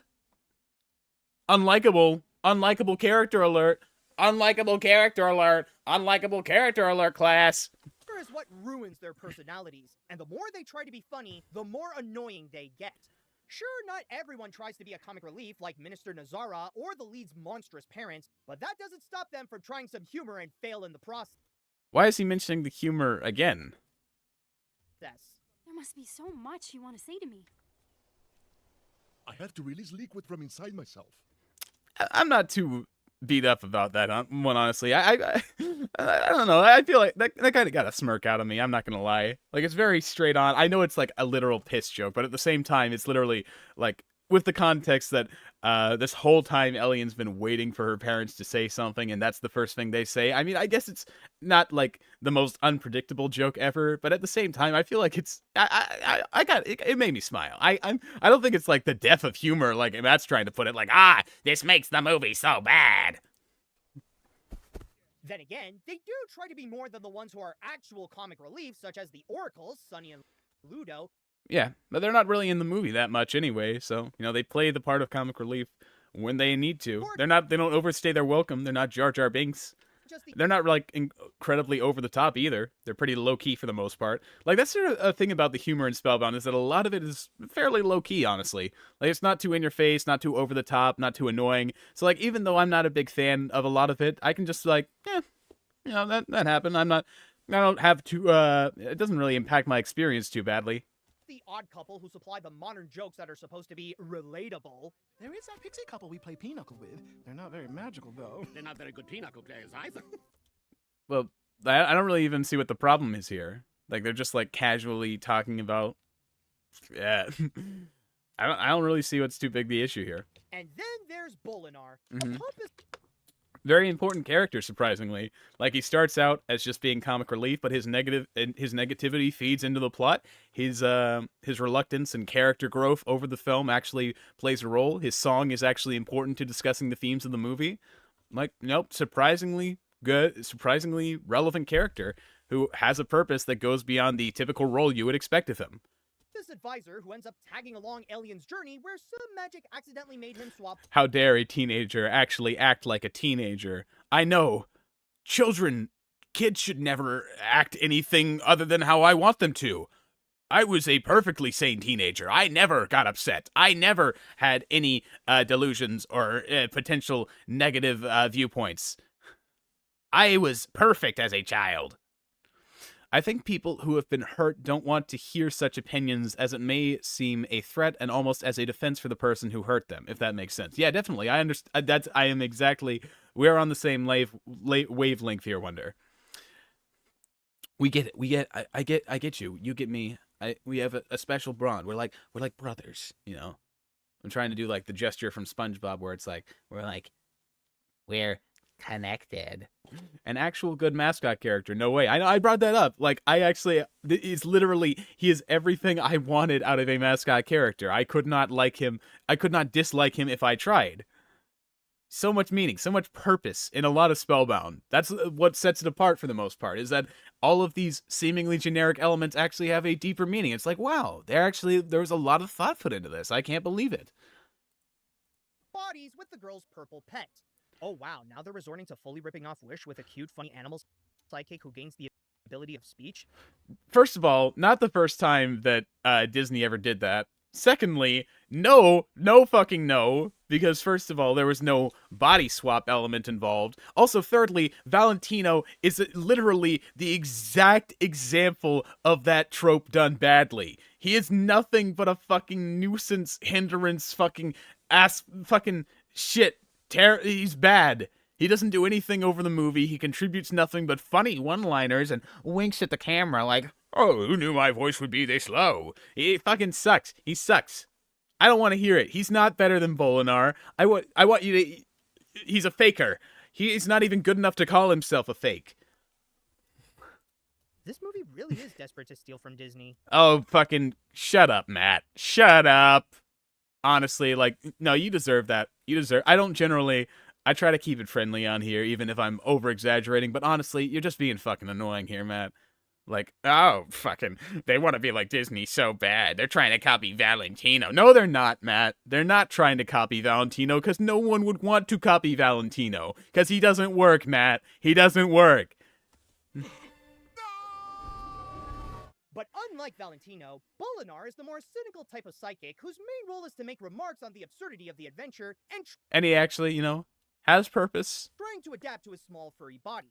But again, what I guess the message and the deeper meaning kind of flew over Mr. Animat's fedora. prevents him from being enjoyable is the film's awful comedy. And the more I think about it, the more he hasn't really given like a good insight into like why the comedy is so terrible. He's kind of just said the humor is bad, and then he plays the clip, and then he's like, the humor is so terrible, and it makes me want to end my own life. I realize his role in the story is pretty much worthless, as he's only there because it's something that No, very intentional purpose, more than Valentino, for sure. What did Valentino do, Matt? What did he add to the fucking plot of Wish? Disney would do. Your turn, Bolinar. Say something.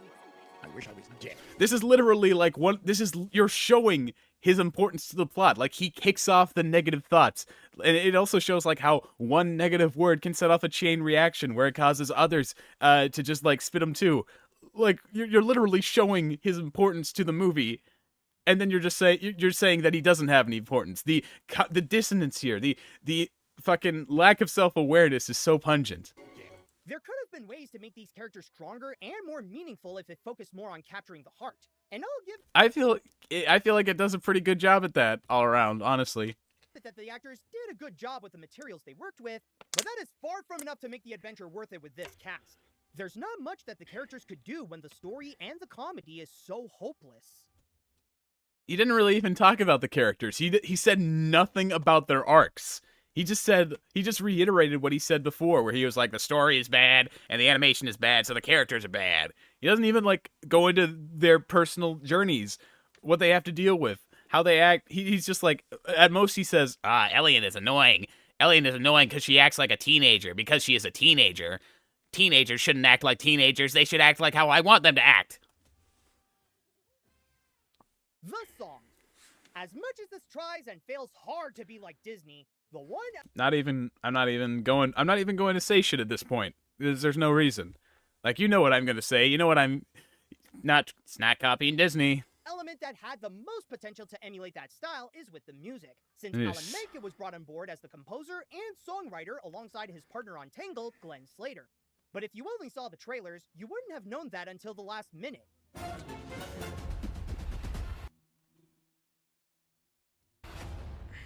Actually, no. People were not asking. They were calling out your garbage marketing for never acknowledging the composer that people like because you were so hyperfixated on that sex pest that is your producer. You're messing with us, right? So you know he's just the producer, and yet you credit him for all of the entirety of the movie. Why are you doing this, Matt? Why are you doing that? But back to the song. Do you not know what a producer does? Do you not know the role they play in the movie? Do you know the difference between a producer and a director and a writer and a I'm sure Are we missing something here, Matt? Is there something we're missing here? Oh, it looks like got another super chat. This time from Cancer. Put a stop to Disney adults. $5. Thank you, Cancer. Lovely Tails Got Trolled PFP you got there. there were some high expectations. Oh. Listen, Razor, he must watch your review. Oh, okay. I Razor. Razor is the okay, the guy here. Yeah, I think I actually. Oh yeah, I think I saw Razor Blade. Yeah, I think I saw it. I'll check it out too. I think I saw like a little bit of it. I don't think I really watched the whole thing. I might have. I don't know. It's been a while since I watched the Spellbound reviews. From a legendary name like Mencken, and I'll give him credit that his contribution does help improve the experience, but admittedly, not by a lot. The score is very nice and goes all out. Yeah, the score is very good. Like really good score. To have it feel like a fantasy adventure. Very memorable score, very effective. All around, just like the actual musical composition of everything is fantastic. Does help add to the wonder of the world building with the use of a large orchestra to emphasize the magic that can be found across the land.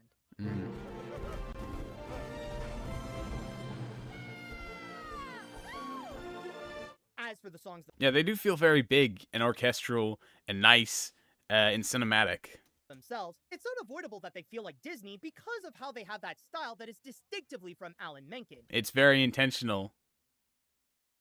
I wonder why I wonder what the intention is. I guess we'll never know. I guess I'm just not gonna be able to say what the intention is for why the songs are kind of like Disney. I wonder why.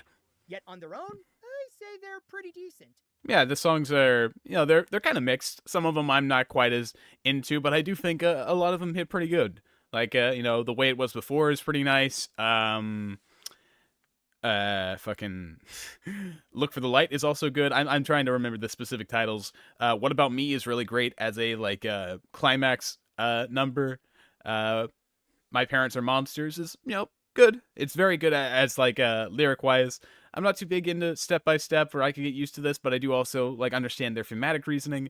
I think there's a good number of pretty good songs in this. Obviously not the best or the most memorable of his works, but still among the better parts of the picture. In fact, whenever a song comes up, they feel like a break from the horrible comedy, and I can relax to have a little moment of the horrible comedy that makes me want to jump off the Empire State Building with no clothes on. Of actual quality. What I personally consider to be the better ones are those that can separate themselves from the feature itself. Well, I mean, I think all of them are very directly related to the movie. Like, they all have very specific meaning that's related to the film. If they could stand as their own single, they could be enjoyable to listen to, such as Way It Was Before and Look for the Light. Having them work as non-plot relevant singles, that was the approach that Wish took. And Wish's music fucking sucks. It's terrible. Worst Disney musical ever made. And you're not gonna hear Anna Matt mentioning the music of Wish in this section, probably because even he knows. Okay, fine, the music is bad in Wish. Fine, I admit it.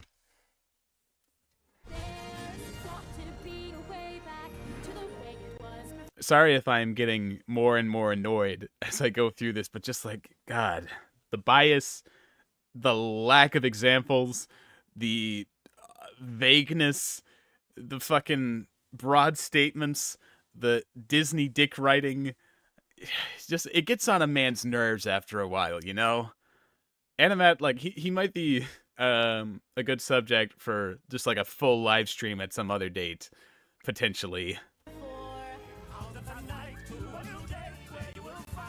Man. However, if they do rely on the movie's narrative... Songs from a Disney songwriter sound like Disney songs. Wow, no way. I know Carlos Garcia. It's really fucking... It's inconceivable. I never would have thought that. Animat never elaborates on any time he says something is bad. He just expects you to take his word for it. If that's true, then that's the definition of a bad critic. The whole point of being able to criticize stuff, being able to properly explain yourself and give a review is to be able to analyze, to give examples, to elaborate on your points in a way that the average viewer might not be able to. You are a voice for the audience. You are giving them insight that they might not be able to normally think about by themselves. You need to be able to express your opinion very thoroughly. You need to be able to make your case in a convincing way. If you can't give examples, if you can't say why, then you are not doing good criticism. anyone can just say, I thought that was bad, or I thought that was good. But you need to explain it. That's what critics do. That's how you do criticism. They don't really function as well because they have to include parts of the broken down story in its lyrics. You haven't really explained why the story is so bad, other than, I don't like the order that it goes in, because I don't understand what they're doing. It's like if songs like My Parents Are Monsters and Step by Step could have been a lot better if they were used in a different movie. Why? Well, just because you don't like it? I know that even though they are behaving like monsters, angry and wild, these only rile, raging and braving like monsters. Step in a new direction, step towards a new perfection. He's not even really saying anything about what makes the songs good. He's just like, yeah, these songs are good. I guess. I'm not really going to say anything about why they're good. Most of the reason why I like the songs, aside from like the great score from Alan Menken that carries over into the musical numbers, is that, you know, like also the animation is generally pretty fun. You know, they give a lot of movement and detail to how the characters dance. There's usually a lot of fun interactions with the environment and all that. They're very colorful. Generally, they have a lot of creativity in the visual area, but also just like I enjoy the specificity and the intentional double entendre of all the lyrics. I feel like there's it's very clever in that sense, in a way that you don't quite pick up on initially sometimes, but later on you realize, and you're like, oh wow, I didn't even realize how deep this song actually was. I'm kind of impressed. However, by the second half of That's how you explain things, Matthew. That's how you make a criticism and how you, like, justify it. the feature, even the songs start to struggle as their purpose becomes more for filler than to have this be a musical. They all have a meaning, all of them. Especially when they get progressively weaker and less amusing, like I Could Get Used to This. I've already explained why that song is actually very important, not only to Volinar's character arc, but also for the greater themes of the movie. I mean, it's just like, it's a fine song unto itself, but it does have a lot of emotional resonance and meaning when you look at it in retrospect. It's got a lot to say.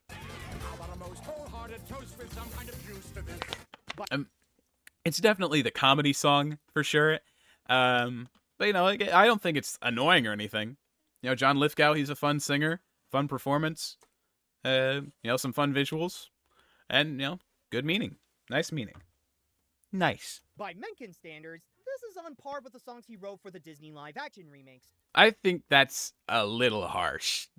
I think that's very harsh. No, I would not put them as on the level of Speechless, or the song from Beauty and the Beast, where it's like, now I know she'll never leave me, even as she runs away. Like, no, don't do that. Also, yes, that was intentional.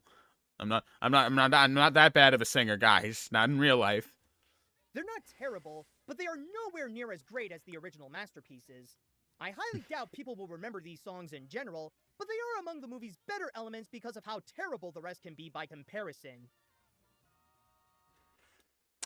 I was hearing like step by step in the background there, and you know, like it does build onto itself well. I will say that, like, it's got a nice progression to it. I like how it intensifies over time.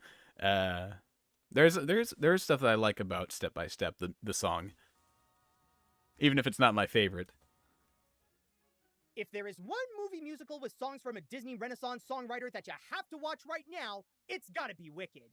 This, on the other hand, is a pass. Spellbound is a failed attempt to recreate Disney's magic. It's as if it saw the reception of their more recent films like Strange World and Wish and got too cocky thinking that it could do better, but the end result turned out to be much better. So much worse. Yes, there are some elements that are well executed, such as the nice animation, the beautiful score, some decent songs, and some solid voice acting, but the rest caused the experience to be unpleasant with a disastrously disjointed story, characters that can be unappealing, a badly handled message. What is that message, Matt? Why don't you tell us what the actual message is? Because I don't think like you really address what the message is. Why don't you say it? Why don't you actually tell us what it is instead of like hiding behind these your own double entendres, being like really vague about it. Except there's no meaning behind it, like with Spellbound, where there's like an intention. You're just, well, I mean, there is a meaning for why you're doing it, but I feel like it's not clear, not as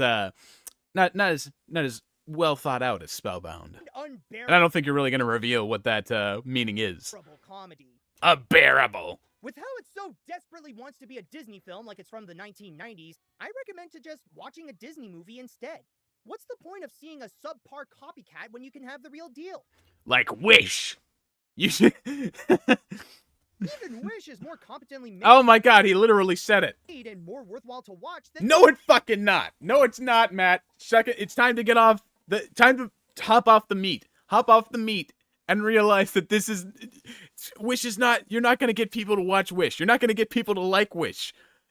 Even if Spellbound did handle its message badly, even if it wasn't like as confident as it is, then I would still recommend it over Wish because at least it has an identity. At least it does something interesting. At least it takes risks. At least stop with the fucking meat writing. It's getting embarrassing at this point, Matt. than this. And if you want another recommendation, then how about giving this a like and subscribe if I don't think I will. I mean, I've already given a dislike, so I'm not going to give it a second time just because that would undo the dislike. But yeah, I think I'm just gonna stay where I'm at here, Matt. I think I'm just gonna back up slowly. you enjoyed this review. And if you want some more fun, then join my Patreon where you can get some awesome rewards while supporting my work. I'm good, This thanks. just highlights the critical problem that the studio has yet to have an identity of its own. And a major part is because of John Lasseter. Even if you look past his history of sexual misconduct, there's no point in keeping him in the industry. His creative leadership is I mean, I agree. I don't think that he should be in the industry. I don't think that he should be like given credit for. I mean, he does obviously have a big part to play in Pixar, but when it comes to like Spellbound, when it comes to like Skydance and later Pixar movies, I don't think he should be given nearly as much credit for them. Like he was pivotal in the early stages, whatever. But I don't think you should give all the credit to him because there are a lot of people involved with that, a lot of directors, a lot of creative voices, and you know he definitely played a big part, especially in like advancing animation forward into 3D. Like he's very like essential to the industry and it moving forward like it did. But not everything should be given credit. Not everything that he is even tangentially involved with should be given to him. It shouldn't be said like, "Oh, it's a John Lasseter movie," when it's not. Spellbound is not a John Lasseter movie. It is a Nicky Jensen movie. It is the writers of Spellbound movie. It's their movie, and you shouldn't treat it like it's his, Matt. Just saying. now as effective as an AI generator. While I wouldn't call this the worst animated film you'd find on Netflix, there is a lot of better magic that you could find elsewhere. Like Wish. Come on, you're not gonna mention Wish another time? Story 1 out of 10, really? Really? 1 out of 10 for the story.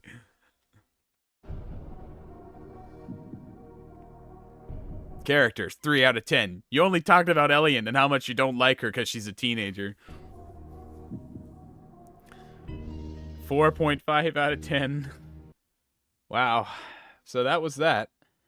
That's the first video of the night. Whew. How are we feeling right now, chat? How are we doing? It's been a good long ride so far. We are definitely not done. We've got more to look at for sure. So keep that restraint fastened as we continue going through these, especially the whatever his name is. Hold on, where is he? Ah, this fucking version, this loser. I hate him. Hold on. Should be able to find it. Yeah, there it is. Rachel Zegler's Spellbound hates fantasy, hates families by Despero? But like, first of all, with this guy, before we get into his video, I just want to point out, like, let's look at some of his recent content. We got a couple of let's see, where does the Rachel Zegler content start with this guy? He also doesn't really like the Acolyte actress, apparently. Why are these so many of them in just a bikini? Okay, whatever. And the Rings of Power, of course. They don't like that. They don't like Velma. No way. Can't believe this person doesn't like Velma. Where does the I know it starts back a little while. Here we go. Yeah, still. Same picture every single time. It's not even that bad of a picture. It's just like a kind of goofy, whatever. Still going. Have we gotten far back enough? And he's talking about Little Mermaid now. All right, I think that's far enough back. So let's count how many Rachel Zeglers we can find. 1, 2. I'm not gonna do the slow count. It'd take too long. 2, 3, 4. Wait, hold on. 3, 4, 5, 6, 7, 8, 9, 10, 11, 12, 13, 14, 15, 16. It's the same picture every time. 17, 18, 19, 20, 21, 22, 23, 24. You know what's funnier than 24? Hold on. Gotta hold you with this.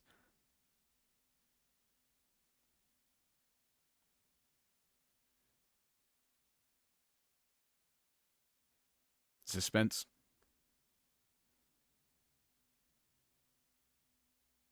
25! And of course, we have... It keeps going. Just 26.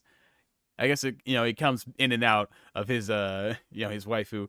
27, 28, 29. This is literally the exact same fucking thumbnail. 30, 31, 32. Oh, 33. 34. Weird. 34. That's 34 Rachel Zegler videos in the last year. By Disparu, where he does the exact same thumbnail. This is like the new generation of slop content. 34 fucking videos on Rachel Zegler. Like, I don't care how much you dislike this person. I feel like once you get into the double digits for a number of videos you make talking about him, that's when it gets a little too far, right? That's when it goes a little bit past the pale, past the deep end. But yeah, this video is just fucking garbage. I don't even know if this guy actually even watched the movie.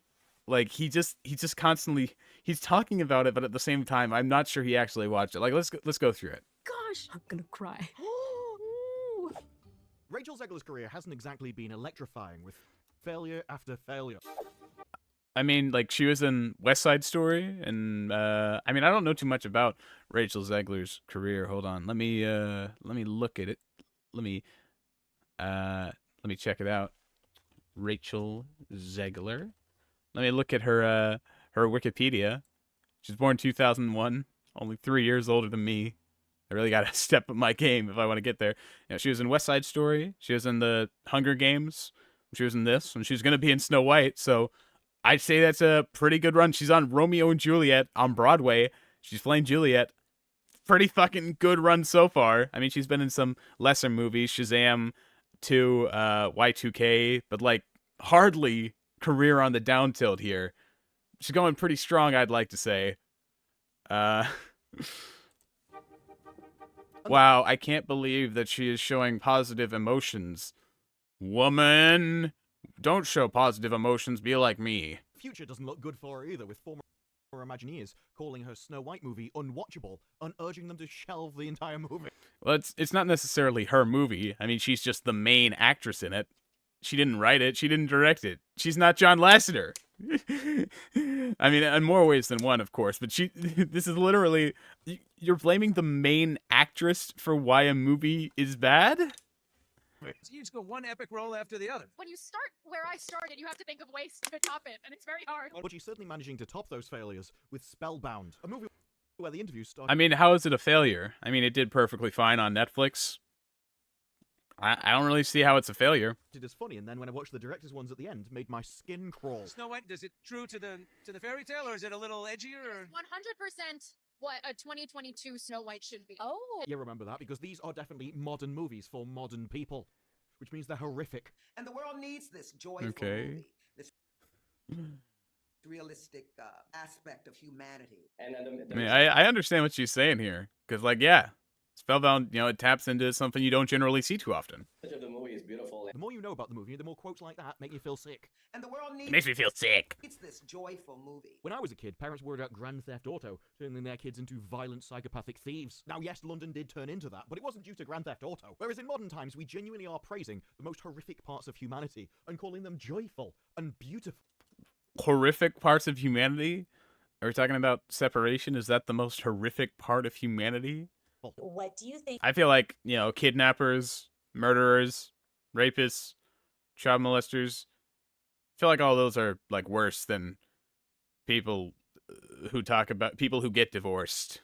Gives Spellbound a timeless quality that will make it resonate with audiences for ages and years to come. That it really speaks to depressed, bitter thornbacks. I mean, if we've done it right, the idea of creating, a new fairy tale about a very important aspect of life. I mean, the best myths that really live on. Yes, this is God, this man probably makes so much money by doing this. a new kind of fairy tale, a new modern fairy tale. It's a very important aspect of life, something everyone must go through. Well, not everyone must go through, but a lot of people do go through, so they should have representation telling them that, hey, it's not always the worst thing ever. Sometimes it can be for the best. Ascension that makes you a real person.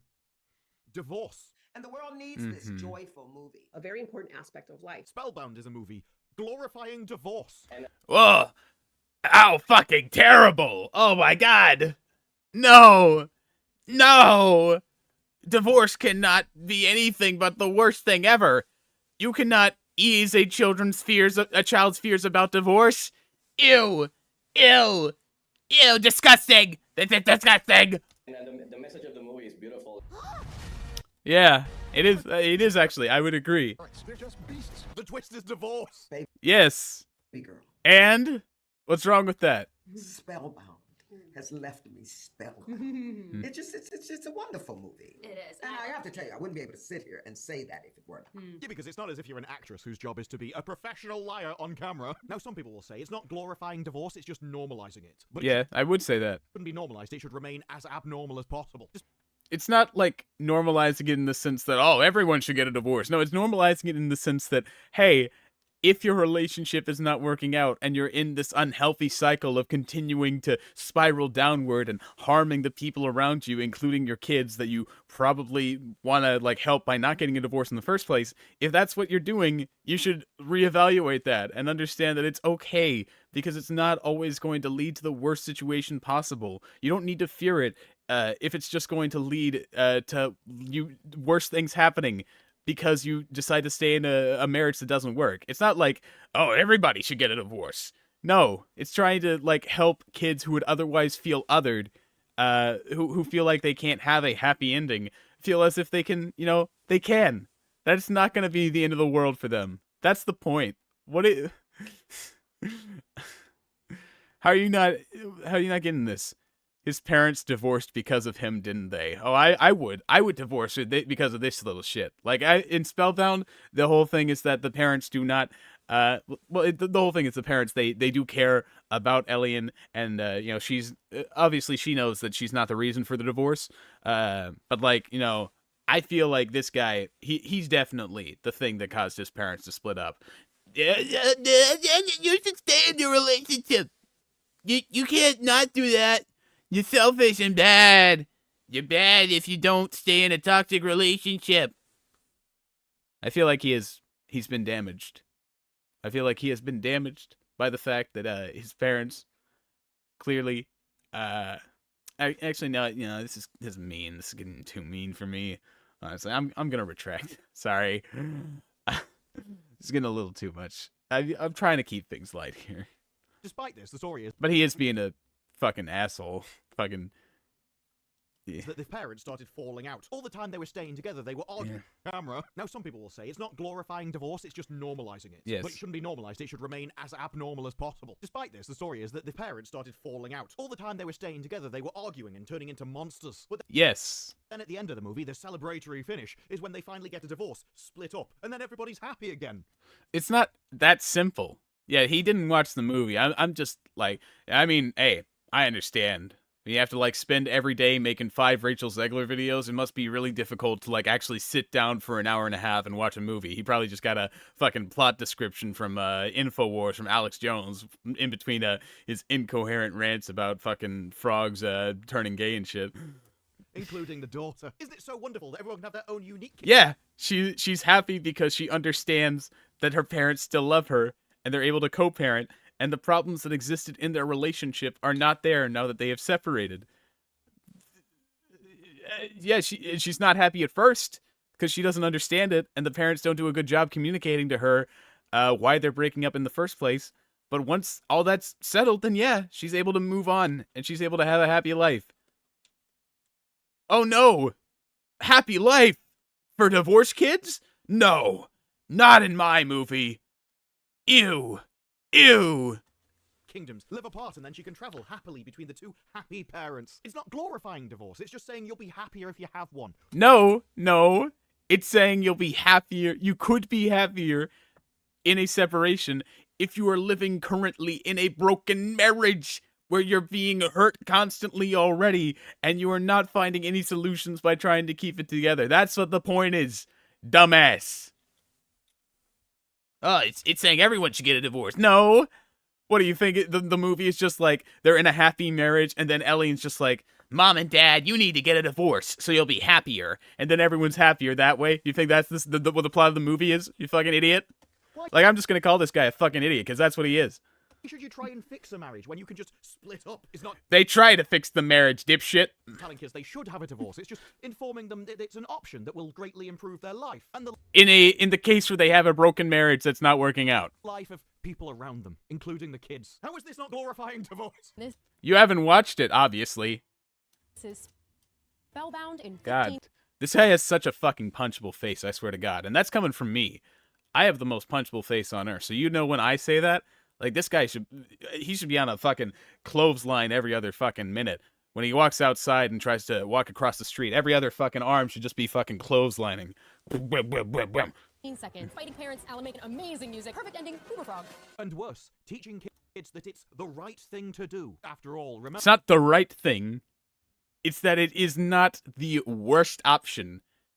The world needs this joyful movie. I wonder why he is only showing an interview from the black actress.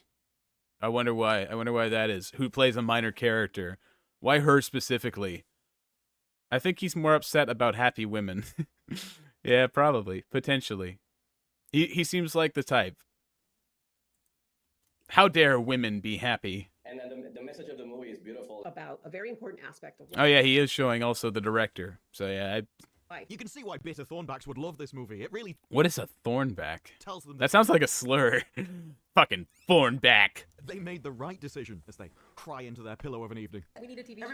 We're gonna get a TV show now. Someone better Netflix. We're going to pretend that we made this movie for the kids, when really we're just trying to make them make the same mistakes we did. What? I don't think Rachel Zegler has gone through a divorce. And also, yeah, I think it is made for kids as well as adults. And it's going to be played by a parent to her child in order to convince herself. So here we were taking something that hadn't been dealt with in a fairy tale. I can't imagine why. Because people are too squeamish to talk about the idea of divorce in most contexts, especially for children. Even though a lot of children have to go through it on a day-to-day basis, and they should have proper representation.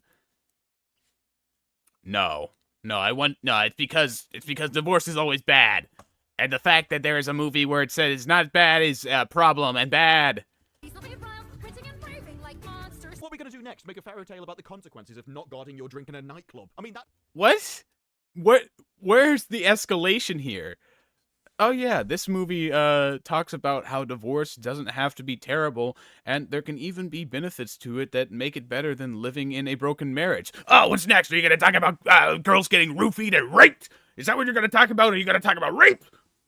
That probably is necessary for Bit of an escalation there, guy. all the children that are in Hollywood. Or maybe not the normal people in the rest of the... I don't think children are really going to nightclubs and experiencing getting roofied. I do think they're experiencing divorce, though, which is why they talk about it, asshole.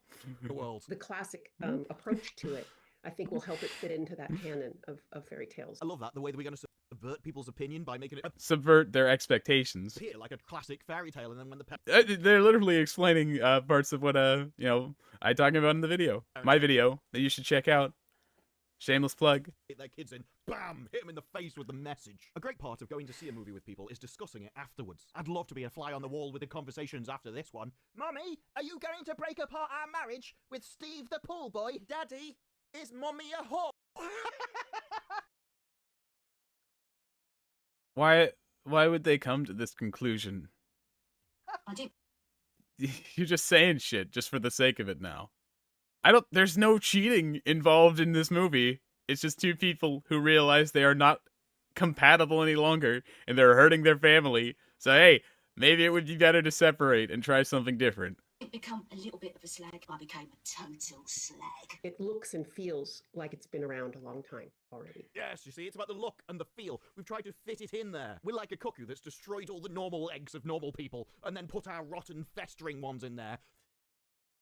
This guy is literally like exactly what Spellbound is meant to combat. Like this guy is literally the person who's going in like, kid, you should feel ashamed of having divorced parents. You're not normal. You are abnormal. You should feel bad about it. You have a terrible situation. You should hate yourself. You're rotten. Unlike these fresh, normal, nuclear family eggs. Be sad. Be miserable.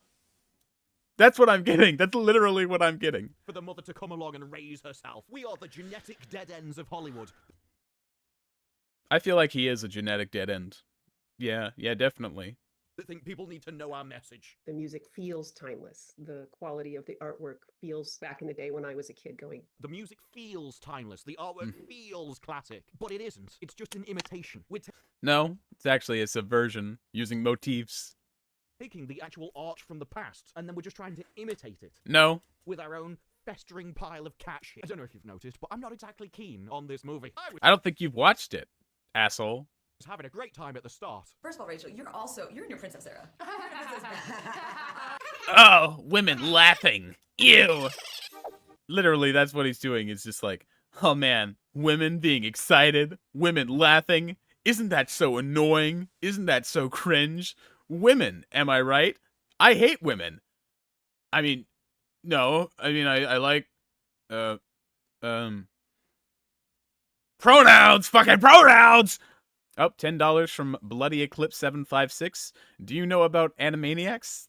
Yes, I know what Animaniacs is. $2 from Dario Gale Reyes.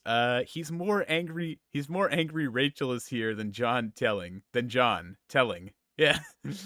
Just tab back in. Have no idea who this guy is, but I think his video has sent British people back 50 years. Yeah, definitely. I think that's a definitive statement there, Tunchi. But the more I found out about this movie, the more bitter I got. Just like the... Yeah, he did everything except actually watch it. That was a little bit too big of a hurdle there. He had to go see his orthodontist because of his fucking teeth. I'm saying his teeth are crooked. Creators, my cold, dead black heart shriveled. Let's get a. I normally, I talked about not being mean before. Let's get a nice look at those chompers there. Ooh, that's some nice crust on there, buddy. Actually, let's just look at this profile in general. This guy looks like a typical Redditor. Oh, you got the Funko Pops in the background there. Oh, lots of Funko Pops. Ooh, he's a real connoisseur. This guy. Yeah, we should probably stop before YouTube sees this as bullying. Even though this man is like bullying children, being like, kid, you need to be more ashamed of who you are and what relationships you have with your parents. The end of it, to the point where it almost resembled Rachel Zegler's person. And also, like, he's fucking bullying Rachel Zegler, just fucking every video. This is like 34 videos. Keep that number in mind. 34 videos on Rachel Zegler. Probably all say the same goddamn thing. We actually have quotes from Rachel Zegler about. Imagine just like the brain rot that is this content. Imagine like a person just tunes in every day to be like, I can't wait to watch my new Rachel Zegler takedown video by Disparo. What it means to be a hero in a modern fairy tale. Working with Mark is so wonderful is because he has a little girl. This is Snow White, isn't it? Like, why are you bringing up this clip? It's not even related. And he talks about how important. She did not write or direct or anything. She is a voice actor in this movie. Talk about the movie. You didn't watch it, though, so I guess you can't talk about it, can you, fucker? different it is for her to see a hero when she looks at a princess beyond just what the 1930s cartoon gave us. What was the most difficult part about playing Lucy Gray? I do it all. These are unrelated movies. Hero. I can't imagine why these stories aren't more fulfilling. There's gonna be so many stories. Oh my god, I don't care. Who said it was damaging for children? Yeah, it's a fucking dumb statement. What looks like a cute animated movie about a young girl trying to save her parents turns out to be a moronic ploy to help normalize divorce. Oh, how terrible. I can't believe it. Strongly do not recommend watching this movie with kids. Yeah, one Karen said that this was damaging to her kids in between all of the spiritual bathings that she was doing for her children. You know, she was coating them in light energy, not getting them the vaccine so that they can instead use some essential oils. And in between that, she was talking about how it's bad for children to learn that divorce can be okay. I mean, that's this guy's source. That's who he goes to when he wants to make a point. Seriously. Or prepare yourself for questions like, Mommy, Daddy, will you leave Mother too? And that's not what... How did the director... And also, like, as a parent, even if they do come away with that conclusion, you are a parent. Explain it to them if they don't get it. That's what your job is. Be a parent. Try to help them understand if they don't. Onto this. It's so crazy because you could kill a parent in an animated movie, but you can't say that maybe they won't end up together. That's because death is a natural part of life, which is out of the control of all of humanity. Oh. Whereas teaching a young child about divorce is telling them that their parents can voluntarily leave them whenever they want. It's not about voluntarily leaving them. It's about them voluntarily breaking up. Like, you're talking about it explicitly in the terms of like, they're gonna leave you, kid. They're gonna leave you behind. But that's not. Literally, that's what Spellbound is like countering by showing like, hey, they can healthfully co-parent. That can be fine. A stable. They can stay in their lives and have a stable family. Family unit that does not make. No, it's not the nuclear family. One man, one woman, 3 to 4 children, as specified by the government of China. These things should remain taboo for a reason. They should carry stigma for a reason. So yeah, we can't talk about this. Even though like 40% of children go through divorce in the U.S., can't talk about it. Can't talk about it. I always have to portray it as like a negative thing. Say how terrible it is. Tell them that their parents hate them and that they gave up on them and that they're selfish and lazy and that they don't love you. That's what we should be telling children about divorce. How dare Spellbound not follow this messaging? For everyone except those who have no other choice. I think maybe he's just like mad about the fact that no one's going to marry him in the first place. So he's just like, he's getting mad at people who get out of it. Like, I can't even get a girlfriend, so they're gonna leave theirs? Doesn't compute. MovieWeb, though, took that thing about basically grow up. That's the problem. The children shouldn't be needing to. It's family at the core of it. Yes. Just before you take a pickaxe to it and start hammering it in the face.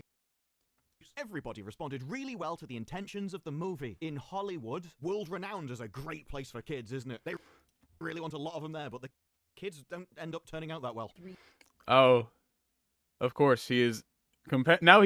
He compared explaining divorce to children as making a movie about getting roofied.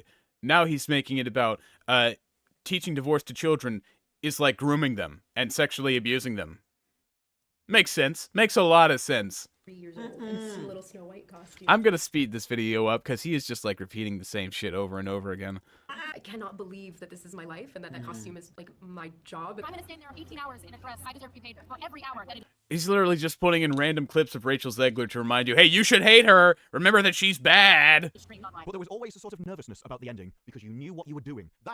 No, because they knew it was like divergent from the typical ending and would get backlash from dipshits like you. You are the fucking reason they were scared.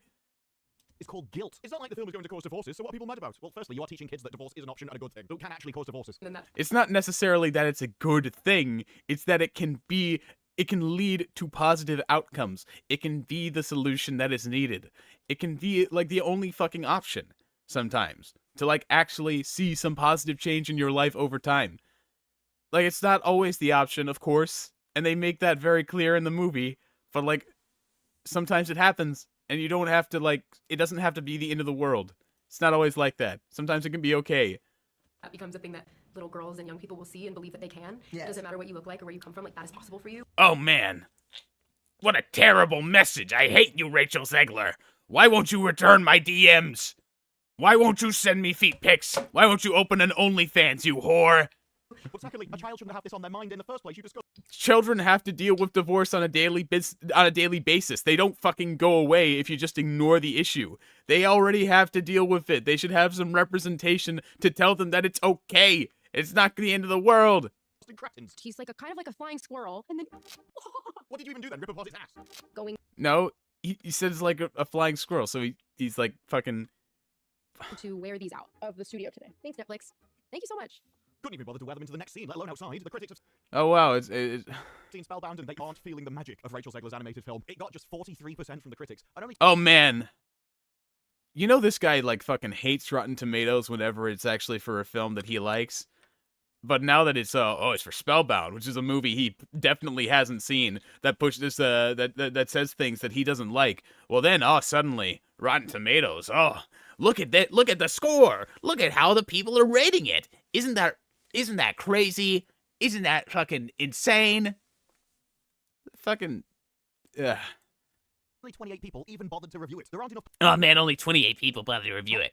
Critics reviewing it for it to get a top critic score. But Tim Stevens here at the top might have given my favourite review of any movie. Where it goes, sometimes you end up respecting what a movie's trying to discuss more than you enjoy the film itself. Case in point, Spellbound. He's literally saying that he thinks the message is better than the movie. Do you not understand anything? Do you not get words? Do you not understand what communication means? Nah. I mean, I guess he only recently learned English. Of course, he was lurking around in the troll caverns for most of his life with all the orcs and the goblins, fucking never seeing sunlight. He's only recently adapted to this human form. You know, that you can still clearly see the resemblance to the cave dwellers that he obviously was raised among. But you know, I guess I should be commending him for his tremendous transition. This is a guy who absolutely loves the message, really respects it. Taking a traditional fairy tale, setting it up as a movie for kids, and then when the parents show it, hit him with that pro-divorce message right in the face. Take little Bob. Oh, I guess he does understand words better than I thought. It's just that he doesn't understand anything else. His tiny little heart, and then crush his dreams. Oh, yeah, you should tell kids that divorces will always end. There will not be divorce, they will remarry, like in The Parent Trap. That's the best representation for divorce, to tell them that it won't stay the same, and it will actually go back to how they want it to be. That's realistic. Oh, Hollywood. She's very soft. I'm actually not this soft in real life. Even the people that support the message love what they're trying to do. Oh, you want to ruin kids' childhoods, do you? You want to piss off parents? I am right behind that. It does make a crap film, though, doesn't it? Even the people that agree still can't stand the movie. Because one person says that he likes the message more than he likes the film, and therefore that means everything that he thinks is correct. It's not satisfying because these values require. You haven't seen it. You haven't seen the movie. You're just a fucking leech. You're a parasite. You are the lowest rung of fucking humanity. You contribute nothing to society. You will die alone in a barrel.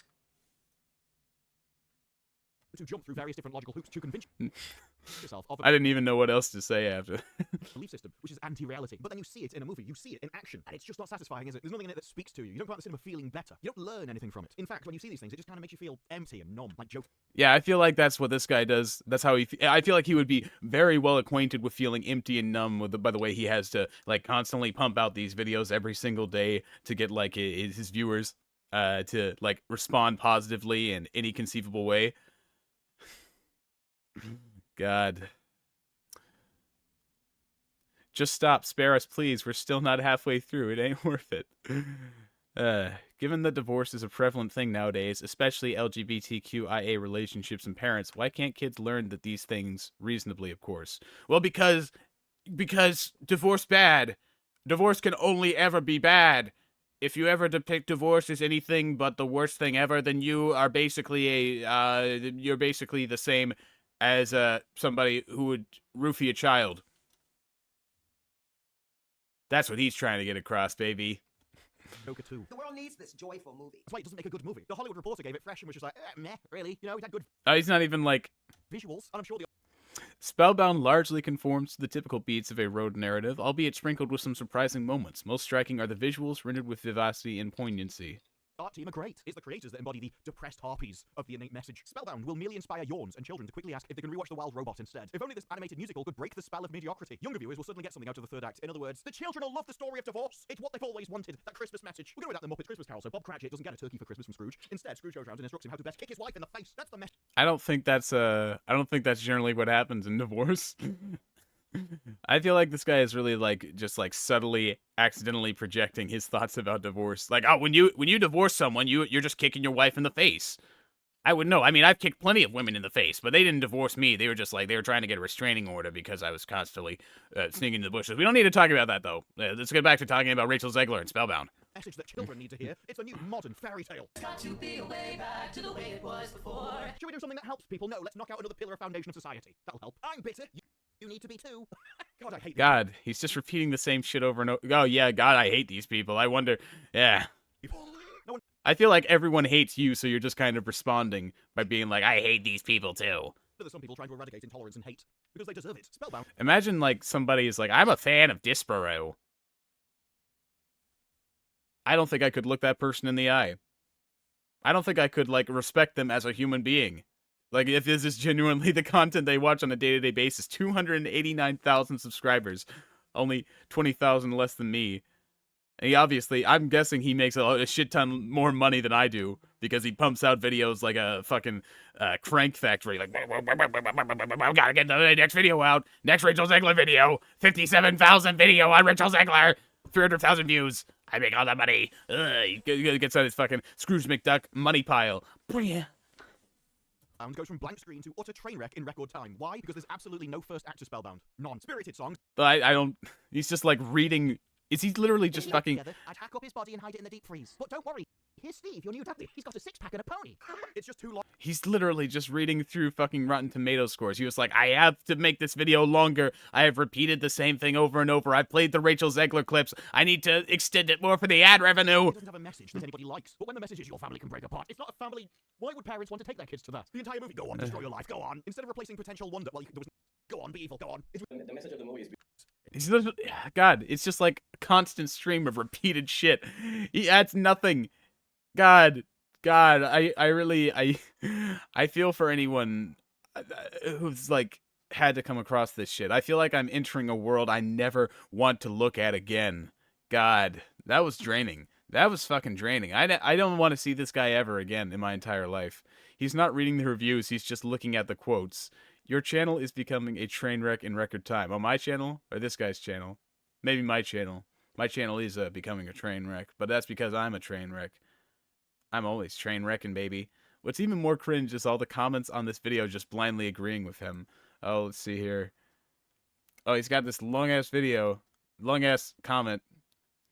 Rachel Zegler has been followed by scandals and controversy across her career, but for once this isn't her fault. Spellbound itself is the one causing the problems here due to its messaging that it decides to inflict on parents. What's worse is the story uses this theme as a twist, so that it's too late for parents to realize what it's about until they've already watched more of it and their kids have found out too. But it's not just that I'm just fucking, there's nothing, I don't care. This film has already lost me at Rachel Zegler.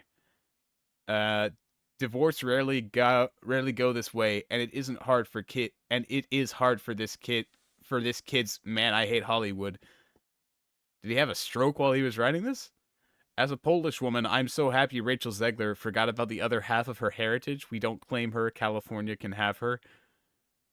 I don't even want to start to unpack that one. If it's any consolation, families probably hate Rachel Zegler as well. No, I don't think they do, because I don't think most families are like fucking neckbeards on the internet who make 54 videos on Rachel Zegler just to say that she's bad, so that a bunch of 27-year-old guys can be like, yes, Rachel Zegler, I hate her as well. Yes, I agree with this. Yes. I don't think most modern families are like that. I don't think they're like stewing in their hatred for Rachel Zegler. Yeah, Rachel Zegler, I must end your life. I don't think they're doing that, personally. Spellbound, I have not heard a single peep about it until now. I wonder why. Rachel Zegler in it. No, thank you. How on earth has a pro-divorce concept passed the stage of get the hell out of my office? Yeah, we're not going to keep reading these. I feel like we get the point. Oh, and there was also, I forgot, there was a comment under the Animats video that I forgot to check out. There we go. He apparently made an addendum, from what I've heard. Yeah. I heard some people I heard some people say that I'm gonna do it in his voice a little bit, just like a little bit of the anime inflection. I heard some people say that Spellbound is an allegory of parents getting a divorce through the perspective of a kid. I guess he did. I didn't even know. He didn't even know. And to be honest, the more I think about it, the more it makes the movie look even worse. First off, the way it's handled is still terribly messy, where they only make it clear about it at the very end. They hint at it over the entire movie. It's supposed to be a twist, but it's also something that was like in plain sight the entire time, making it feel sudden and doesn't give the viewer the time to register the message before the credits roll. No, there's plenty of time after the twist where they go through the conflict, they go through the stage of Elian not accepting it and then learning to accept it, having to finish her emotional journey. There's an epilogue. There's plenty of time to understand it. Not to mention how it doesn't change my criticism on how this film promotes toxic positivity with a way to show it how all conflicts make you turn into a monster. Not at all how it goes, Matt. It feels uncomfortably weird how Elian concludes the movie with "my problems are solved now that my parents are divorced." Oh yeah, I think he knew. I think he knew the whole time, and he's just like, he's playing dumb because he was obvious. Yeah, it was obvious what he was talking about. It's not that her problems are solved now that her parents are divorced. It's that, I have been like denying myself this whole time. I have been afraid of divorce for so long, but now that I have been able to recognize that the situation isn't getting better, now that I can see that things are only going to keep getting worse if I continue to deny things, I can finally accept divorce, see how it goes, and I see that, a lot of the problems that I used to have because of the poisonous marriage that my parents had, because they were continually trying to stay together and bring out the worst in each other, now they're not. They're able to cooperate. So, it's different, but it is, it's good. It's better than the way it was when they were still together. That, and it makes Elian look like a spoiled, selfish brat, where the movie makes it progressively clear that she wants her parents back for her own royal life back then for her parents' own well-being. What? No. What? It's not that she wants her royal life back. She wants her parents back. Where did you get this, Matt? Where are you fucking getting these things? Where did it ever seem that she wanted her royal life back specifically? Did she not say at the start that she wanted her normal parents? That she wanted normal parents? That she wanted to face the things that normal people do? Did she not say that? Matt. Also, making a movie, especially an animated family film, discussing about divorce is both challenging and delicate in order to get it right. I'd love to see one take on the subject, but Spellbound is a terrible example of this. And the worst thing about it is that not all divorces end with two people still cool with each other, even if they had a kid prior. Yeah, wow, you're telling me not every divorce ends well? No way. It's not like there's nuance. And what would you suggest, Animat? Would you suggest that they just say like, hey, let's actually do exactly what would not make sense for the plot, but let's also say that sometimes people get divorced. That'll bring the message home. Imagine how much Spellbound is such a giant middle finger to the kid watching the end, seeing Elian's parents separated, but still working together to take care of her, while in their reality, their parents can't stand being in the same room and would never team up again to be there for them. You're literally just saying, like, you could apply this to fucking anything else, any other story in general. You could just be like, wow. Imagine how kids who've had their parents killed would feel if they watched Bambi. Imagine that. Imagine how they would feel.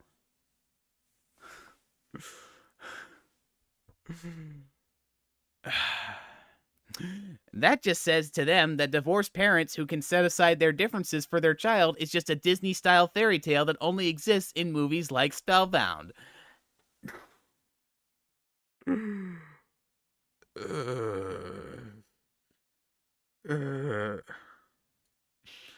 What are you suggesting, Matt? Are you suggesting that the parents should actually have a bad divorce and that's how it should go? What is your solution? What are you suggesting? Are you saying there can't be happy stories about divorce because not every divorce is happy? Congratulations, you found an extra reason for why Spellbound is a terrible movie. Disney may not be the best in the best shape creatively, but they're still making better Disney movies than Skydance. I don't think so, Matt. I don't think Wish is better than this, personally. Oh. Man, my mouth dry from doing that Animat voice. Got $5 from Common Sense. I will admit it's gonna comment about Y2K movie because Rachel Zegler is one of the lead. I want to talk about the movie, not her. It's hard to talk movies. Seem to keep getting worse. Saying that the MC is selfish and spoiled for just wanting her parents back is crazy. Watch Daz Review's video of this movie. I was planning to make that. I was planning to talk about that. So I guess I'll watch Daz Review's video, and then I'll check out, as a last one, Razor Blades, because I think I saw a little bit of it. Oh boy, we're falling into this rabbit hole pocket of the animation industry right now. This is a movie that recently dropped by Netflix as their latest animated feature, and we've covered a handful of Netflix movies like that in the past. I kind of see this as the same... Sorry, I'm going to try and go at 1.5 speed just to get through these a little bit faster, because there's probably going to be some of the same criticisms involved, so I just want to be able to speed through it a bit faster. As Thelma the Unicorn earlier this year, as well as Adam Sandler's Leo from... No, I have not really watched Daz Reviews. I think I've seen like a couple of his videos, and I thought they were all right. I don't have anything against the guy. I don't really know how... I think I saw a bit of this video too, but I have not seen the whole thing. I don't really... who knows? Maybe this will be better. I don't know. From last year. But this weekend, we got another new installment to add to the collection, and it's being handled by an animation studio we have a little bit of history with, but only a little bit, because they've only got a short history themselves. This is Netflix's Spellbound. You may have heard murmurs of news about this. Alright, I'll try and skip past the intro a bit. John Lasseter's, by my counts. So let's see just how Spellbound is going to go, and I'll be honest, it's not on the greatest start. Ethically, already, I'm going to be a little against it. So, the movie tells the story of Princess Elian, a young girl on her 15th birthday who has spent an unknown amount of time covering up the fact that her parents, the king and queen of the kingdom, have been transformed into literal giant monsters. And I'll be honest, I actually think that's a really interesting idea to go on with. This is very clearly, I mean, just look at the visuals. For a start, it looks just exactly like Luck, but now with elven-esque ease and fantasy as a setting. But this is clearly going for that Disney style of musical princess animation. So to hear that the story isn't exactly just princess going out to find her true love, and is instead about breaking the curse of their parents who have been, well, you know, spellbound, I actually really like conceptually at the core. Yeah, I mean, even though it's like intentionally following certain motifs for the sake of subversion, the initial premise does have like it's already different from what you typically expect out of this type of thing. And even more so than that, I actually am quite a big fan of the actual world building of this movie, weirdly enough. It's in this unfortunate case where CGI animation has gotten so good that everything, even the slightly dodgier stuff, looks pretty damn good. But this, to me, I kind of just like the setting. Yeah. Sure, it's generic fantasy. With Sure. Yeah, it's a nice setting. Saturated color palettes. But I don't know, there's something at least somewhat enthralling that I want to take the backgrounds and use for poster designs or something. I love the great green fields, the bright blue sky, but also the creatures, the fantasy setting. The monsters themselves, like as the parents, that's alright, but like flying leopard cat monsters, that's a really nice piece of the monster. Sorry if my hair ever gets a little crazy. Because of these headphones mostly, but also my hair just wigs out sometimes. Zoology that this world is clearly inventing. It's certainly a lot better than the Luck universe they tried to invent in Luck, which half made sense and half fell apart entirely. Now, as you would probably come to expect, Princess Elian is then going to have to go on a quest to try and find a way to break the curse, for fear of the transformation of their parents being permanent and then being ousted from the town. Fair enough, typical, alright, let's see where it goes, right? Now, obviously, of course, I am very much, let's acknowledge, not the target audience for this film. This may be a film that is the offshoot of Pixar, who very much claim that these movies are made for everybody. And this film, yeah, maybe it could be for everybody, but clearly, you know, approaching 30 here, I am a little bit on the back foot here. Although some of the thematics and messagings towards the end of the film maybe will reflect, we'll see once we get to it vaguely as we somewhat go chronologically through this plot a little bit. I'm not feeling like, you know, majorly insulted so far, so good for Daz. You know, he's not comparing it to Wish. He's not trying to use it just for the sake of frothing up some other thing that he wants to justify his like for. Although we will quickly come to see there's never really any real stakes in this narrative. I mean, yeah, there are. The parents are constantly on the verge of being sent off by the army, who like they don't understand. You know, they're fearful of them, and they think the only way to like you know, solve the issue is essentially by just like sending them off. So you know, she could be completely separated by her parents, and also there's obviously the ongoing conflict of trying to turn them back. So it's still very much the magic of Pixar, but without the magic of Pixar in the center. It's a little bit lukewarm, but we'll get into that. Because you see, in general, for me, I think this movie leaves me a little bit split in a weird few directions of ways. I mean, seeing it is very much an elongated, long piece of setup. We spend 30 minutes dealing with the idea of, oh, my parents are monsters. Whoa. Yeah. I think the setup is justified, though. I feel like it's kind of necessary to ease us into the setting and, feel invested in Elian's character before the real journey gets started, while giving exposition, introducing us to characters, all of that, and the world. But it does all of the classic Disney beats correctly. It looks visually nice, and there are some elements I like. I enjoy, oddly enough, the slapstick humor that's attached to only the old lady character, and some of the gags. Oh, yeah, that was there. I genuinely find surprisingly enjoyable. Maybe it's because it puts me in a giddy mood to know that I'm covering a terrible, probably John Lasseter movie. I don't know. But at the same time, this is very clearly a by-the-numbers pseudo rip-off. It's same. Yeah, so same things that Animat was saying, thinking it's a rip-off. Yeah, I'm just gonna let it play out because I've already discussed this. And simplistic and unchallenging in a lot of ways. Unchallenging? I definitely wouldn't say that about it. I don't think it's unchallenging. The last guy was fucking steaming about how challenging it was. Like, children, you should be able to see this. Children, no, you should tell them that they can fucking roofies. It's like roofing children.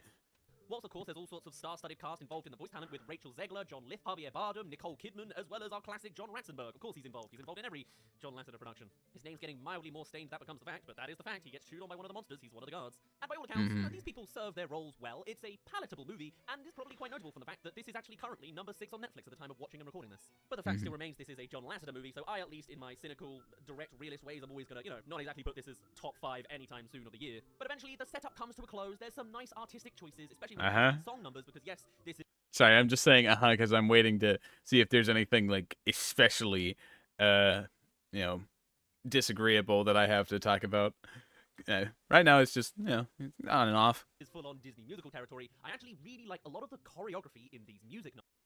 Yeah, there are a lot of fun sequences where they, like, they're dancing, and they go through these whole choreographed things. Genuinely feels like a good showcase of animation, because clearly there are talented people involved in the animation. One of my personal favorites is there's a part with a ruined room with a leak that's hitting piano strings to create the beginning of the song. Oh yeah, that's for the way it was before. That was a very interesting, like, transition into the song. I liked how it was using the room that we saw destroyed prior as the basis for this new song about her, like, looking essentially at the ashes and thinking about her past. That was like a really good transition with, like, there's a broken piano and some water droplets from the ceiling. They drop down and they play the chords, and that starts the song. It's a very interesting transition.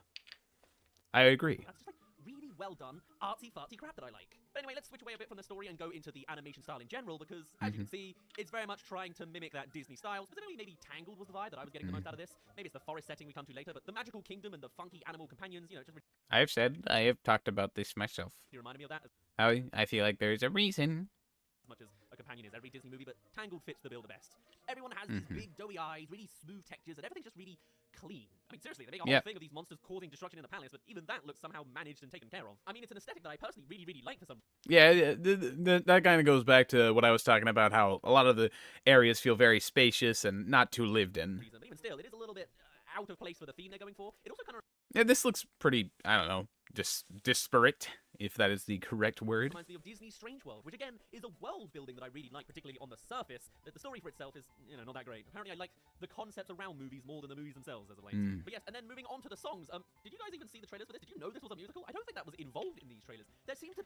Yeah, apparently people didn't really know that this was going to be a musical. Be a running theme of marketing teams never wanting to advertise a musical movie as a musical, and I don't know why. I don't think they use even one of the songs in it. Yeah, there is sort of like a reluctance a lot of the time, it seems, in modern times, just to actually make a movie a musical, or like advertise that it's a musical. Like you don't want to people don't want to go see musicals anymore. We're just going to do Mean Girls, and we're not going to show that it's the musical. We're just going to act like it's a remake. So when people go and they find out that it's a musical, they get fucking bombarded, like they get flashbanged. In any of the marketing at all. Was it because it shared a release date with another magical witch? I don't know, something made them scared about this Wick-bound weekend. Spell-led? None of those work. I'm just going to stop the Barbenheimer attempt here. The songs themselves, they're okay. It's very much just hitting the same Disney beats. The first one's weird. It's all about Elian struggling to cope with having to be the kid who is saving face in front of the whole kingdom. Yeah. Whilst her parents tear up the place behind closed doors, but it... Symbolism. Really happy for some reason. I don't know. It was a bit of a tonal clash for me personally. That's the point, though, is that, like, Elian is putting on this happy face, trying to act like everything is fine, while deep down you can tell she's got some deeper emotional conflict going on that she is hiding because she wants to keep up appearances. She wants to be able to act like everything is fine and shit's gonna work out. That's like a great tone setter for the whole movie, actually, and that she's trying to stay positive for the whole thing. When we can tell that it's a lot more serious. Maybe that was on purpose, but it just seemed like an odd choice to me. That being said, the choreography against most of these songs are brilliant. After dealing with a lot of terrible movies where they just outright delete the background, to see genuine flourishes and choreography incorporated with the environments they're surrounding itself with. Though granted, there are a couple moments where they're just kind of under a spotlight, where it's a little bit less genuinely impressed detailed. Me, and it bothers me every time I'm happy about something I see. But anyway, as the plot continues, no surprise to anyone, the secret gets out, and Alien with her parents have to flee for the dark forest of eternal darkness. Yes, that is the real name of where Act 2 of this movie takes place. And I mean, yeah, it's kind of like, that's feeding into the whole, like, tropes thing, where they go a bit over the top with it here, where it's just like, oh, it's so dark that they named it dark twice. Like, you know, those are I find those kind of fun. I think those moments are a little fun. There's another thing. This movie at times jumps between parodying these classic fairy tales, Well, it's not parodying. It's using them as a jumping off point, as a motif for subversion. To imitate them, and then later on, critiquing them a little bit, but it never really... Well, I guess it is kind of a critique, in a way. It's mostly just subverting it for the sake of its own message. Picks a lane, it goes back and forth between a few of these a fair few times, to the point I started to struggle to know if I should be laughing at it at all. And I think... Well, I mean, it definitely, like, I mean, it changes tone, and it, I can understand why he's thinking this way, but at the same time, like, I think it's very clear that there is a defined tone and idea and vision. It's just that he's like taking how the film shifts itself over time intentionally and sees it as the film being confused. Luck has the same problem that it doesn't know if it's a parody or unironic or some mix of the two. It's tonally confused, a lot of these movies. I think it's pretty consistent in what it's going for. The visuals and ideas of these movies is better than the final product. Somewhere along the line, the decision-making gets a little bit fumbled. You know, the Pixar polish is missing in these movies. But even then, there's a lot of choreography and specific moments that I find absolutely brilliant. Like when they're running away, for a start, they recapture the guards to disrupt their chase, which is, my God. Alright, just skipping ahead a little bit. When it comes to the actual jokes, they are terrible for the most part. I think I sniggered a couple of times, padded armor so you can't see their face, and then there's party blowers on to get a little bit more inventive. There's this tunnel where if you say angry things, okay, hold on. Drawn by a monster, and then John Ratzenberg's voice comes out saying, "Show away, sire." And it's like, oh, okay, well, I guess he just wanted to get his cameo in there. But anyway, as the story goes on, they go on to get a little bit more inventive. There's this tunnel where if you say angry things, they turn into projectiles. Very symbolic, very good sequence. Probably my favorite in the movie. One of my favorite. That bounce off of the walls, whereas if you tell delicate, nice things, you can practically float on the sound waves. That felt kind of inside-outy, but it was creative enough that I really, really enjoyed it. And I mean, I guess so. I guess you could say it's sort of inside-out-esque in a way. It's a nice set piece as much as it's kind of a narrow tunnel, but the lighting's nice. Similarly, there's this idea of a dark tornado that will consume you if you have too many bad thoughts, which is an interesting magic system, somewhat of a threat that's always looming, but not really. All the while it's not necessarily just bad thoughts, it's like letting your emotions take you over and being blinded by them. Not letting yourself see reason. Guards the whole time who are clearly on the side of the princess. Like what happened with the parents. But she's running away from them the whole time. So the stakes of them almost capturing them is like, yeah, but they're on that's your kingdom's people, and they. Yeah, but they're gonna take the parents away and send them to the far reaches of the earth. Like you, and probably listen to your words once you talk. Like it's like that. No, they were not doing that before, so why would they now? State of we're being chased kind of gets lost along the wayside, but hey, it's not about the chase, it's about the human connection with these monsters. Totally. Not that we see many other monsters of the wild world, really. Just the main two parent guys. Yeah, because that's what the focus is. It's about Elian and the relationship she has to her parents. Hey there, thank you for making it halfway through this video. Come along and subscribe if you haven't already to keep up with new animated movie reviews. Let me know your thoughts on Spellbound as well, and since you subscribed, let's get to the second half of the video. They also add another thing of John Lithgow being body swapped from a human to a hamster, like, again, going for that buddy Disney princess companion. I've already talked about this again. I feel like deja vu. Deja vu, I feel I've been in this place before. Lightning on the screen. But making him have a voice now instead of being the silent, stupid type. But still, this movie, especially in its early points, never really got me. It's kind of flat and bland. Well, like I said, I've said like I said because I have said many of the things I am saying now, but it's intentional that at the start it's a lot like a classic Disney movie without too much of an identity, while still like it conveys itself pretty well, I think. But it is trying to evoke Disney and classic fairy tales early on. And standard. Princess has a problem with her parents. They go to the magical world. They speak to a couple of guys and they go into a log. The parents part is the first 30 minutes. The log is the middle. Oh, is this? Das Reviews is a more respectable critic. Yeah, so far from what I've seen, he seems to be perfectly fine. I I mean, I feel like he's also missing some things, definitely, but he's not like fucking Animat. He doesn't enrage me. It's just like, he's kind of misinterpreting it. I feel like there's things that he doesn't really seem to get. But I'm not like angry at him. I don't feel like rage boiling up in me or anything. He also made a video called The Horrible Trolls 3, even though I felt it was widely received that Trolls 3 was good. I mean, I never saw Trolls 3 or Trolls 2 for that matter. Only ever saw the first one, so I could not speak on that personally. Middle 30 minutes, there's also a sequence with quicksand, which is really interesting. Again, I like the sets more than the story. There's a moment where they have to get across. Well, the sets have direct relation to the story, symbolically. A little sand dune, and every time it's in the shade, it becomes liquidy quicksand.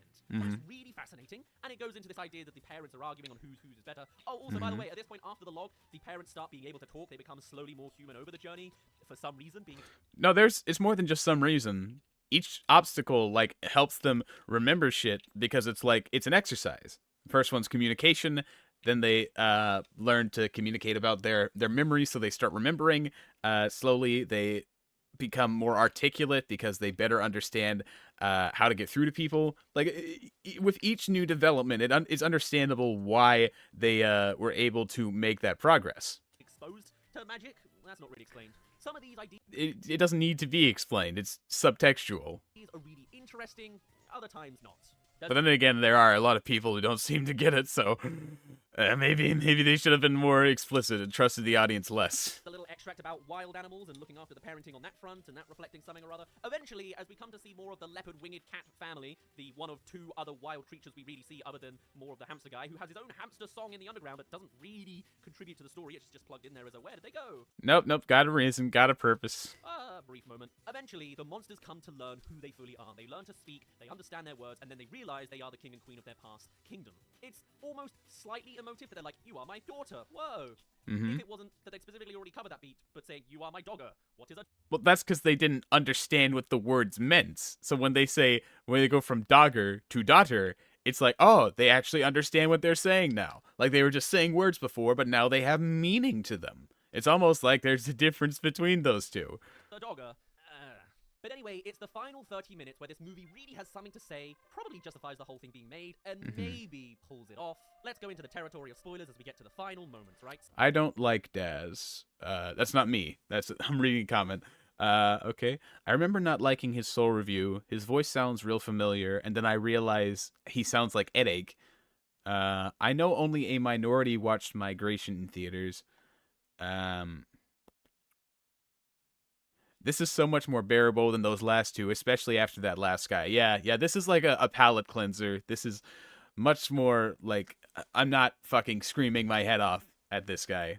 So, once they reach the magical source that can fix their parents, the Lake of Light, the parents, who can now speak, hesitate before going into the light. Although the light hesitates from them because it won't let them in to be transformed, because they remember fighting so much in the past, and that's actually what caused them to transform into this beast form in the first place. The darkness of the forest latches onto negative emotions, and if the person becomes consumed, they are transformed. Yes. So whilst this whole time we've been trying to bring the parents back to the way they were before, the whole thing is a metaphor for divorced parents.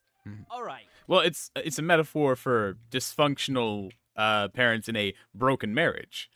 Great, classic. I'm glad that they managed to address it. It was very last minute, and I guess the point is that the child narrator... No, not last minute. Very much intentional. The whole point of the movie. At the start doesn't really understand or notice how much their parents dislike each other, but I thought this was a pretty interesting and fresh avenue to go down, and it also twisted the story into a typical style of the morale that's aimed at kids. It's actually a little bit more aimed at adults, so maybe this is made for everybody. No, it works for both of them. Oh, I may be aiming at 30, but I don't have children. And so the argument becomes the parents don't want to become those people of the past again. They can't go back to the way it was before. Sometimes it's better to break apart than try and stay together. Two people aren't always compatible, and that demonstrates quite nicely in this story. A little bit last minute and kind of... Not last minute at all. Shown over the whole movie. Whole point of the story. See it all the time. Shallowly presented, but... No. I like the idea, the concept. And so on that revelation becomes the final climax of the movie, where the big dark thought tornado finally consumes the daughter, who breaks down over the idea of her parents not being able to go back to the way they were, and always leaving her out in their decisions.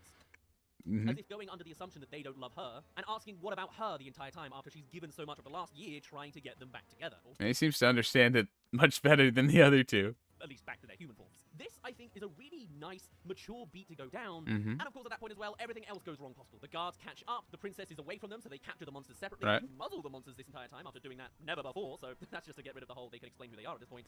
I think that, well, yeah, partially, like, when you look at it meta-narratively, but also in the sense that, like, they had them less chained up before and they escaped, so they're trying to put every precaution. But also, the flinks, the little hamster guys, immediately pop up to help defend and break the people out. They immediately... Yeah, because, like, Bolinar, the flink, as a flink, he got close with the others and he used them for help. So even, like, if you don't want to look at the thematic relevance of that scene where he's, I Could Get Used to This, it also has, actual narrative relevance. Like, they come back into the story.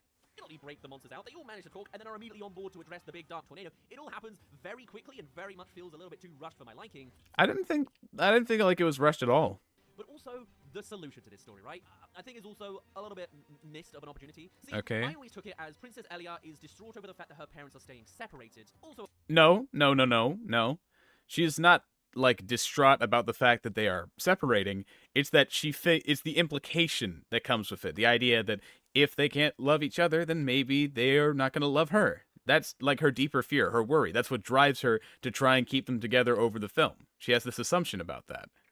so of course, And she has no one to tell her otherwise, because her parents are fighting, and she has to take care of them. there's the element that they're monsters now, but at least they're conscious monsters, so it's not the end of the world. But the solution they come up with this story, whilst nice visually, is that they pour the lake of light into the dark tornado to make her feel better, the message is the idea that the parents are in the wrong, not for trying to be separate and being divorced eventually, but because they didn't communicate enough to their child that they love her. And they didn't communicate, like, they didn't calm her fears. They are too busy, like, fighting to realize the pain that she was suffering. They didn't understand that they were creating this environment where she believed she had to be the peacekeeper, where she had to keep them together if she wanted to live a happy life. There was no discussion because they weren't thinking about her, and they should have been. That's what it's saying.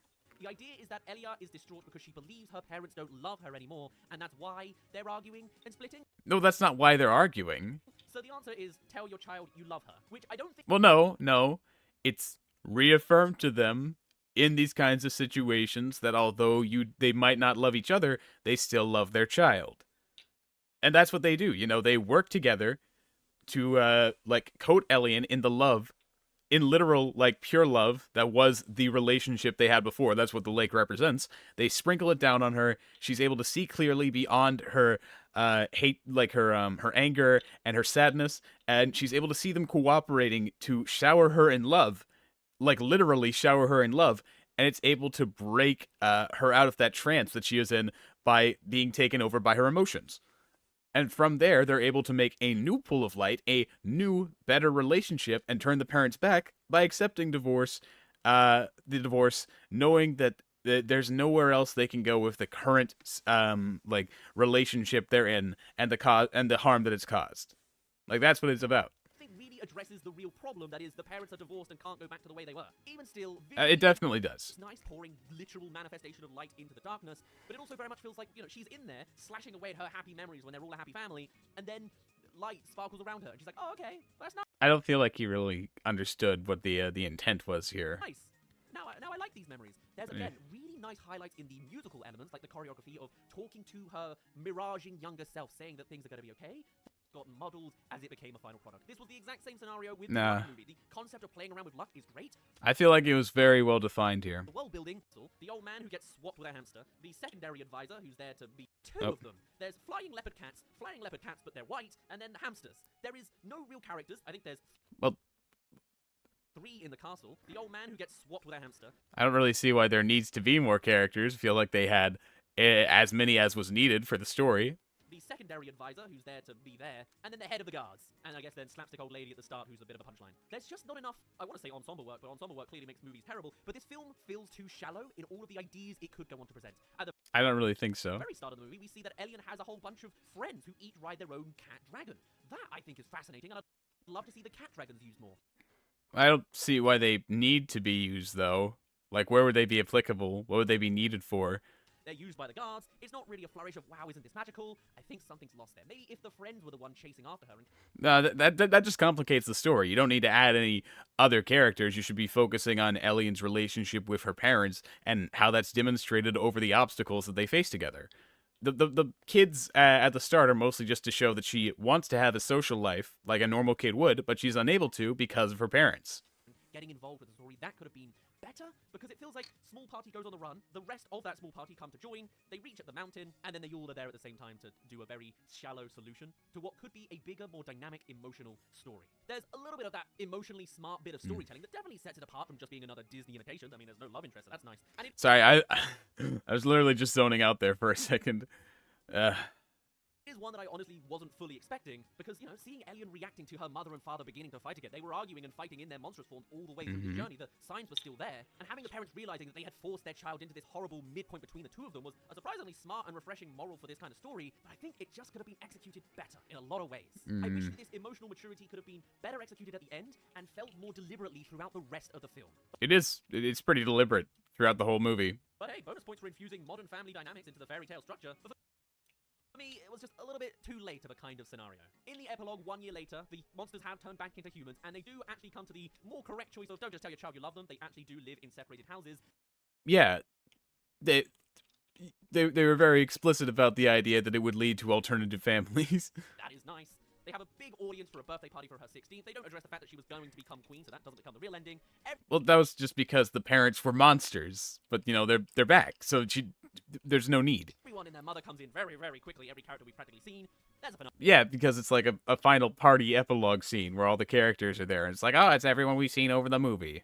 song, and then we cut very soon afterwards. It's very, not necessarily by the numbers, but it's get in and get out, absolutely. It's, you know, it's a typical happy ending despite not being a typical resolution. Well, the best way to put it, Spellbound has all the same John Lasseter problems as Luck, minus the more notable John Lasseter problems that are there. World-building wise and visually, it is a real nice feast to enjoy. Conceptually, there's a really nice story in there, and the execution of the musical numbers are absolutely fantastic, but there's a sense of depth and polish that is missing, and a little bit less entrancing than Spellbound could have fully been. Well, so I guess that, it's a little bit more. Slightly clever. Definitely not bland. Ending, but not enough to redeem it as an amazing movie anytime soon. And that's... Well, you know, so that was Daz Review's video, and I didn't think it was that bad. You know, it's definitely got a lot of problems. I don't think he fully understood everything. But, you know, it doesn't make me mad. I don't think there was, like, some ulterior motive there, with Daz Reviews. I think he just, like, he made the video, and he didn't quite get everything, and that kind of comes through in the end. So, you know, like, nothing too, rage-inducing there. Okay, so just gonna look at one more, and then we're gonna call it a night, because, you know, it's getting exhausting. So, look at this, Razorblade, who's in the chat right now. Hello, Mr. Blade. If I do not like this, you know, or, you know, if I do like this, if I do not like this, you know, no hard feelings. What's up, Yeah. everybody? Yeah. Me trying to not cause conflict. Do you remember Spellbound? I almost didn't. I know I made a video a few months ago talking about its god-awful, insulting trailer, and how it was... Yeah, the trailer... Yeah, I've mentioned this before. The trailer is really bad. Hyping up the creative visionary behind this movie, and also lumping the actual director's credit with theirs. Pretty awful, right? Yet despite that, this movie just vanished from my mind until one of the musical numbers dropped on YouTube, and then I remembered, oh shit, that's right, this movie's supposed to be a musical. And the music was written by Alan Menken, of all people. Why did you choose this over Wish, Alan? You're arguably the best songwriter the studio's ever seen. You would have been perfect for the 100-year special. I don't know. I mean, Wish... There's not a lot that could have been done to save it. Even if the music were good, it probably wouldn't have changed the fact that the characters are bland and the story is derivative and completely unfocused and there's not a very great creative vision behind it. I mean, the songs would have been better. I mean, probably from anyone they would have been better than what we got, but yeah. Oh, whatever, that horse is dead and buried. So, in that video, I did say I would watch it and give it a fair review. Despite the creative visionaries' past actions, and weirdos still defending them even though they outright admitted to their actions. Like, seriously, what are you guys doing? I know they're still good, honest people who put their hearts and soul into the movie, and their Alright, good to know. Good to know that they have this mindset. efforts don't deserve to be lumped together with that person. So, with that being said, I watched Spellbound today, and I acknowledge its existence. It's honestly kind of hard to think of other ways to sum up my feelings for this movie. It exists. It's a movie, and I have no strong feelings positively or negatively about it. It exists. But that's a boring video, so I'll keep going. I'll give it this much. It's certainly more imaginative than Luck ever was. Oh, but was it better than Wish? Guys, that cannot be the standard we set for other animated movies, okay? An animal that got hit by a car and is dying on the side of the road is better than Wish. What's... Yeah, but you tell that to Animat. You tell that to Mr. Animated Matthew. He would have some words for you, son. not kid ourselves here. I can certainly see that there was a lot of creativity put into this movie, and I do mean that. There are some genuinely pretty inventive locations and magical properties that I really got into in this movie. Like this log that transmits your voice and has different effects based on how happy or angry you are, or this desert that turns into an ocean in the shade. I don't know, those are some pretty inventive ideas, and I think the movie does at least a decent job with what it's trying to do, and this should come to no surprise to anybody. The music is pretty good. I mean, once you see Alan's name on something, you just know you're in for a good time. And Well, usually. Not every time. I mean, like, some of them are worse than others, of course, but, they are at least decent, which is like, at best they're amazing, at worst they're just, they're okay. There are sometimes, I have seen some movies where he's composed that I just thought, that was okay, But, like, still, it would be hard to find anything where it's like, oh, he's made something bad. yeah, the songs So I understand what you're saying. are good, but at the same time, none of them are top tier Alan Menken. Sure. They're all well written and fun in the moment, but nothing here is gonna really stick with you afterwards. I don't think. Like, there's no A Friend Like Me or Hellfire or I See the Light here, unfortunately. Yeah, I mean, I feel like that is a bit of a big ass, but then again, he is the guy that wrote those, so. The only real standout in this movie is the way it was before. And yeah, it's like a 7.5 out of 10 song, I think. I don't know how to describe how I feel about it. Like, it's almost there. Like, there's a moment near the end of the song, and it's like, okay, I'm feeling it, I'm vibing with this, but then just as it... I have other songs that I enjoy. Look for the Light. I think it's a pretty catchy number. I was humming it for a while after I heard it. And also, of course, What About Me, I think is a great, thematically, climax. Pretty good. Yeah. I think there is more than just one standout in Spellbound. I almost said Wish. Animat, he's getting to me. He's getting to my thoughts. It ends, I'm like, that was good, but I can't shake the feeling that it could have been better, I know I'm not a music person, but that's just how I felt listening to it. Like, it was really close to being a top-tier song before losing me just as it was getting good. The other songs in this movie are fine, they do their job well, but they also just kind of fade from your head once the movie's done. I literally just saw the movie, and The Way It Was Before is the only song I really remember. I'm not saying Alan phoned it in, but he definitely didn't lock in either. To be fair, though, he is working with some pretty underdeveloped themes, and that's pretty... I would definitely not say the themes are underdeveloped. I think they are, I've said it many times, I think the themes are very well laid out. I believe that, sorry, I'm starting to get a little bit sleepy here. Yeah, glad this is the last video, because I am starting to lose it a little bit. Pretty much where my main issue with the movie comes in. Everything about this movie is fine, and I mean that with my whole chest. The story is fine, the characters are fine, Elian is an okay protagonist, but that's the thing. I think that she's actually pretty unique in the sense that, the fear that she has, you don't tend to see it too often in divorce media. And she's not like two-dimensional in just the sense that she has this positive streak about her wanting to get everything back. She's got this very realistic fear that's like actually driving her across the movie. And there's a lot of extra depth that you get from her character once you see the twist, and you think back to how she's acted over the course of the whole movie.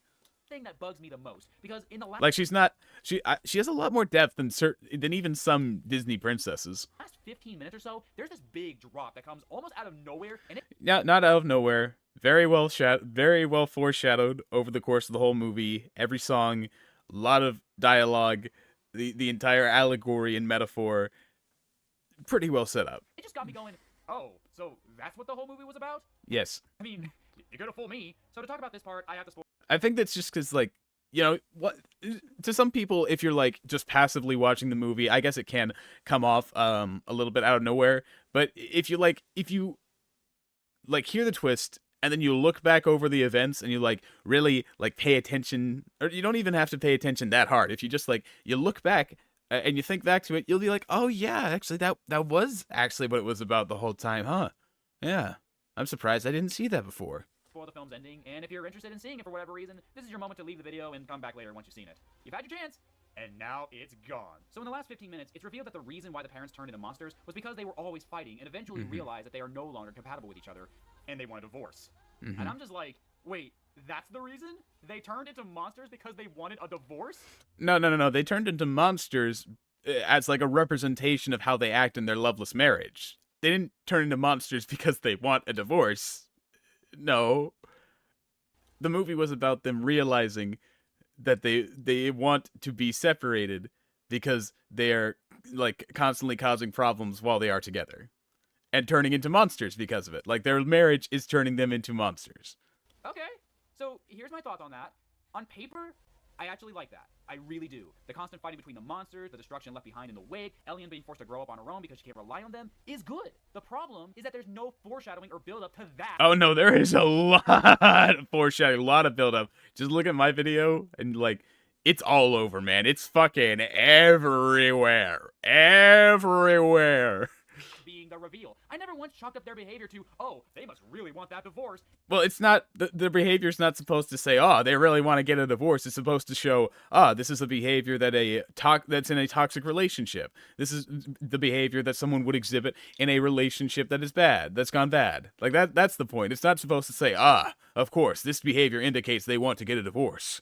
It was always, oh, they're animals. I think you might be, like, mixing up what the idea behind the monsters is. Like, you're relating the divorce, them wanting to be separated with that being the whole message. When no, like, it's just like it's an allegory. Them being monsters is an allegory for how parents act. Animals and don't know any better. Nothing in the movie ever hinted at them fighting as people, and we don't see any. Well, yeah, actually, it does. There are multiple fights they have. Like at the first, it starts out like monsters just fighting each other, even though we have also the context of the of what it's actually about. Through like the songs and whatnot, but as they actually learn to speak and they start having more intense conversations with one another, more intense arguments, we start to see the complexities of it. It becomes more clear what they're going for as they get closer to becoming who they were before. That's sort of like the whole thing, is that it becomes more clear as it goes, and especially during the fight they have while they're in the desert or whatever, where they're like constantly putting Ellie in the middle, tugging between her, trying to get her on their side. Like that's very obvious, I think, what it's going for. Even until the last 15 minutes. It just makes the whole divorce angle feel rushed and out of nowhere. Like the movie just slapped it on at the last minute because they thought it would definitely did not do that. Be interesting. And that's the thing. It is interesting. So make that the whole point of the story. It is. It really is. It literally is. That is the whole point of the story. You know what this movie really needed more than anything? It needed a villain. No, it did not. Really, it did not. What would a villain add? What would there need to be a villain for? Honestly, I feel like the idea of having a villain is completely unnecessary because it's about us, like, following Ellie and her parents' journey. It's about their relationship. It's about seeing how they interact, how these obstacles affect them, what it says about their current relationship, what it says about how they treat each other, and what they should be like striving towards. The only thing a villain would do is just like unnecessarily complicate and add conflict that isn't needed, because there's already plenty of conflict from the initial situation. There doesn't need to be extra for no specific reason. The trailers kept on hinting that this general lady was going to be an antagonist, and I just kept waiting for that moment where she would go, now's my chance to get rid of the king and queen so I can take over the kingdom. But that's just like, that's completely disconnected from the rest of the narrative. What would be the point? It seems unnecessary, completely unnecessary. But it just never came. The general lady is completely on the side of good. It's just a misunderstanding. Ugh. But imagine if instead she was a villain, and she did want power. I just don't think this is like, it's not needed. It's not what the story is going for. It's not what they're trying to do. It would just detract from what they're currently doing. Imagine her always looking for an in, if you will, and she overhears the constant fighting and arguing that the I guess this is just like a continuation of that scenario, but I'm just like, I inherently reject the premise because I don't agree with it whatsoever. I don't think it's even what they're really going for. I feel like it's just sort of this person just asserting what they wish it was, rather than like actually looking at what it's trying to do. Parents always did. Eventually, the word divorce drops from one of their mouths. In fact, that is all part of her plan too, to manipulate this 15-year-old princess into thinking. Again, this is all just unnecessarily complicating something that's about like representing an otherwise realistic, down-to-earth issue. That she was responsible. This villain. Yeah, I don't think this is needed whatsoever at all. Could have given us Mad Frollo or Mother Gothel. No, we don't need that. We do not need that. Just how manipulative and cruel she can be. I definitely don't need that. And on top of all that, the villain would bring up the divorce, and Ellie would know about this from the beginning. Make the divorce the focal point of the story. I mean, I think it's like hinted at that she always considered the idea of divorce. It's the fear that they might separate, or they might their marriage might not work out. That's like driving her to try and keep them together. So, it's just that she's in denial. Now Ellie isn't just trying to turn her parents back to human, she's also trying to save their marriage, and thus the normalcy. Well, I mean, she is already trying to do that. She's trying to save their marriage over the course of the film. Of her life. Don't make the divorce a sudden twist. It's not just a sudden twist. It's something that's, it's the whole point. In fact, don't have any twist at all. The villain would drive the story. It doesn't, no. And the main character. There would be. Because you're thinking about it like a fairy tale movie instead of thinking about it like a divorce movie, which is what it is. It's a divorce story with a fairy tale, like, coat of paint and creativity on it. Be way more tension and drama on the journey itself. The journey would reflect the message. I mean, It does. The journey does reflect the message.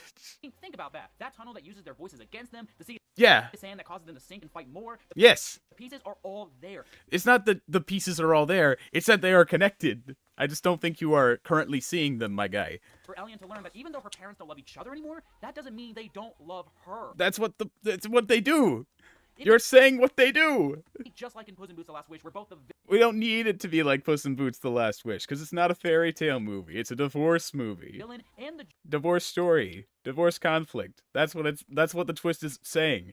That all this time we thought it was going to be a typical fairy tale movie, and it wasn't. It was a divorce movie. And it has to play out as such. journey With the characters reacting. reflected Puss's fear of death. And even though the character death was a twist in who he was, Puss's fear of death was not. And that's what this would have been like. It would have been so interesting, so tragic, but also really inspiring and hopeful too. And that is what's so frustrating about this movie. Because it had a really bold idea and yet did nothing with it in the end. It actually did a lot of things with it. I think it did pretty much everything that it wanted to do. I didn't even care that It just, it was subtle. So still stuck with the divorce in the end because it just had such a little impact. What? You could have easily written it out and it wouldn't have made any difference. What? No, like that's the whole point. The whole point is her being able to accept it. And like the whole point of the movie is casual normalization, normalizing that even if the happy ending is different from like the typical scenario, it can still be happy. Like kids who have gone through divorce, they can still have a happy ending like any other kid, any other fairy tale princess can. That's the point. Like completely very different if you just take that out. Very different. But with a villain exploiting that divorce and driving the whole No. story, that would have been I think you're just thinking about it from the wrong mindset. utter game changer. Oh, but I guess the creative visionary still isn't out of his twist villain / no villain phase for Again, he's not the writer or the story. He had nothing to do with the writing. some reason. God, At best, he maybe like helped with certain creative decisions potentially. I'm hoping that villain in Moana 2 is an actual villain who drives the plot and is in it for longer than 15 minutes. Huh. I guess I had more to say about this movie than I thought. It's just always so frustrating when a movie has a really bold idea, only to waste it with a really safe execution. I don't think they were like really safe about it at all. I think they went about it exactly how they wanted to, in a way that was subversive and interesting, and actually like surprisingly used all of its runtime and all of its tropes to do something you never would have expected. Talk about being so close to being more than just another Disney ripoff. Right down to having Alan Menken write your songs. Not a Disney ripoff, using its motifs for the sake of subversion. Complete. And having a creative visionary from the company. You know, the one responsible for Cars 2? I'll never get over that. That was so stupid of them. Overall, it's a harmless movie at the end of the day, but I just can't get over how it could have been so much better. But to be fair, I didn't exactly have the highest expectations for this movie. It looked to be a very average movie, and it turned out to be a very average movie. It's neither a disappointing flop or a breathtaking surprise in my opinion. It's just a movie that exists, and I acknowledge it. I guess that makes it like a 6 out of 10 or something, so better than Luck, I guess. I like that one song. I like how every other review besides Animat is just saying it's better than Luck.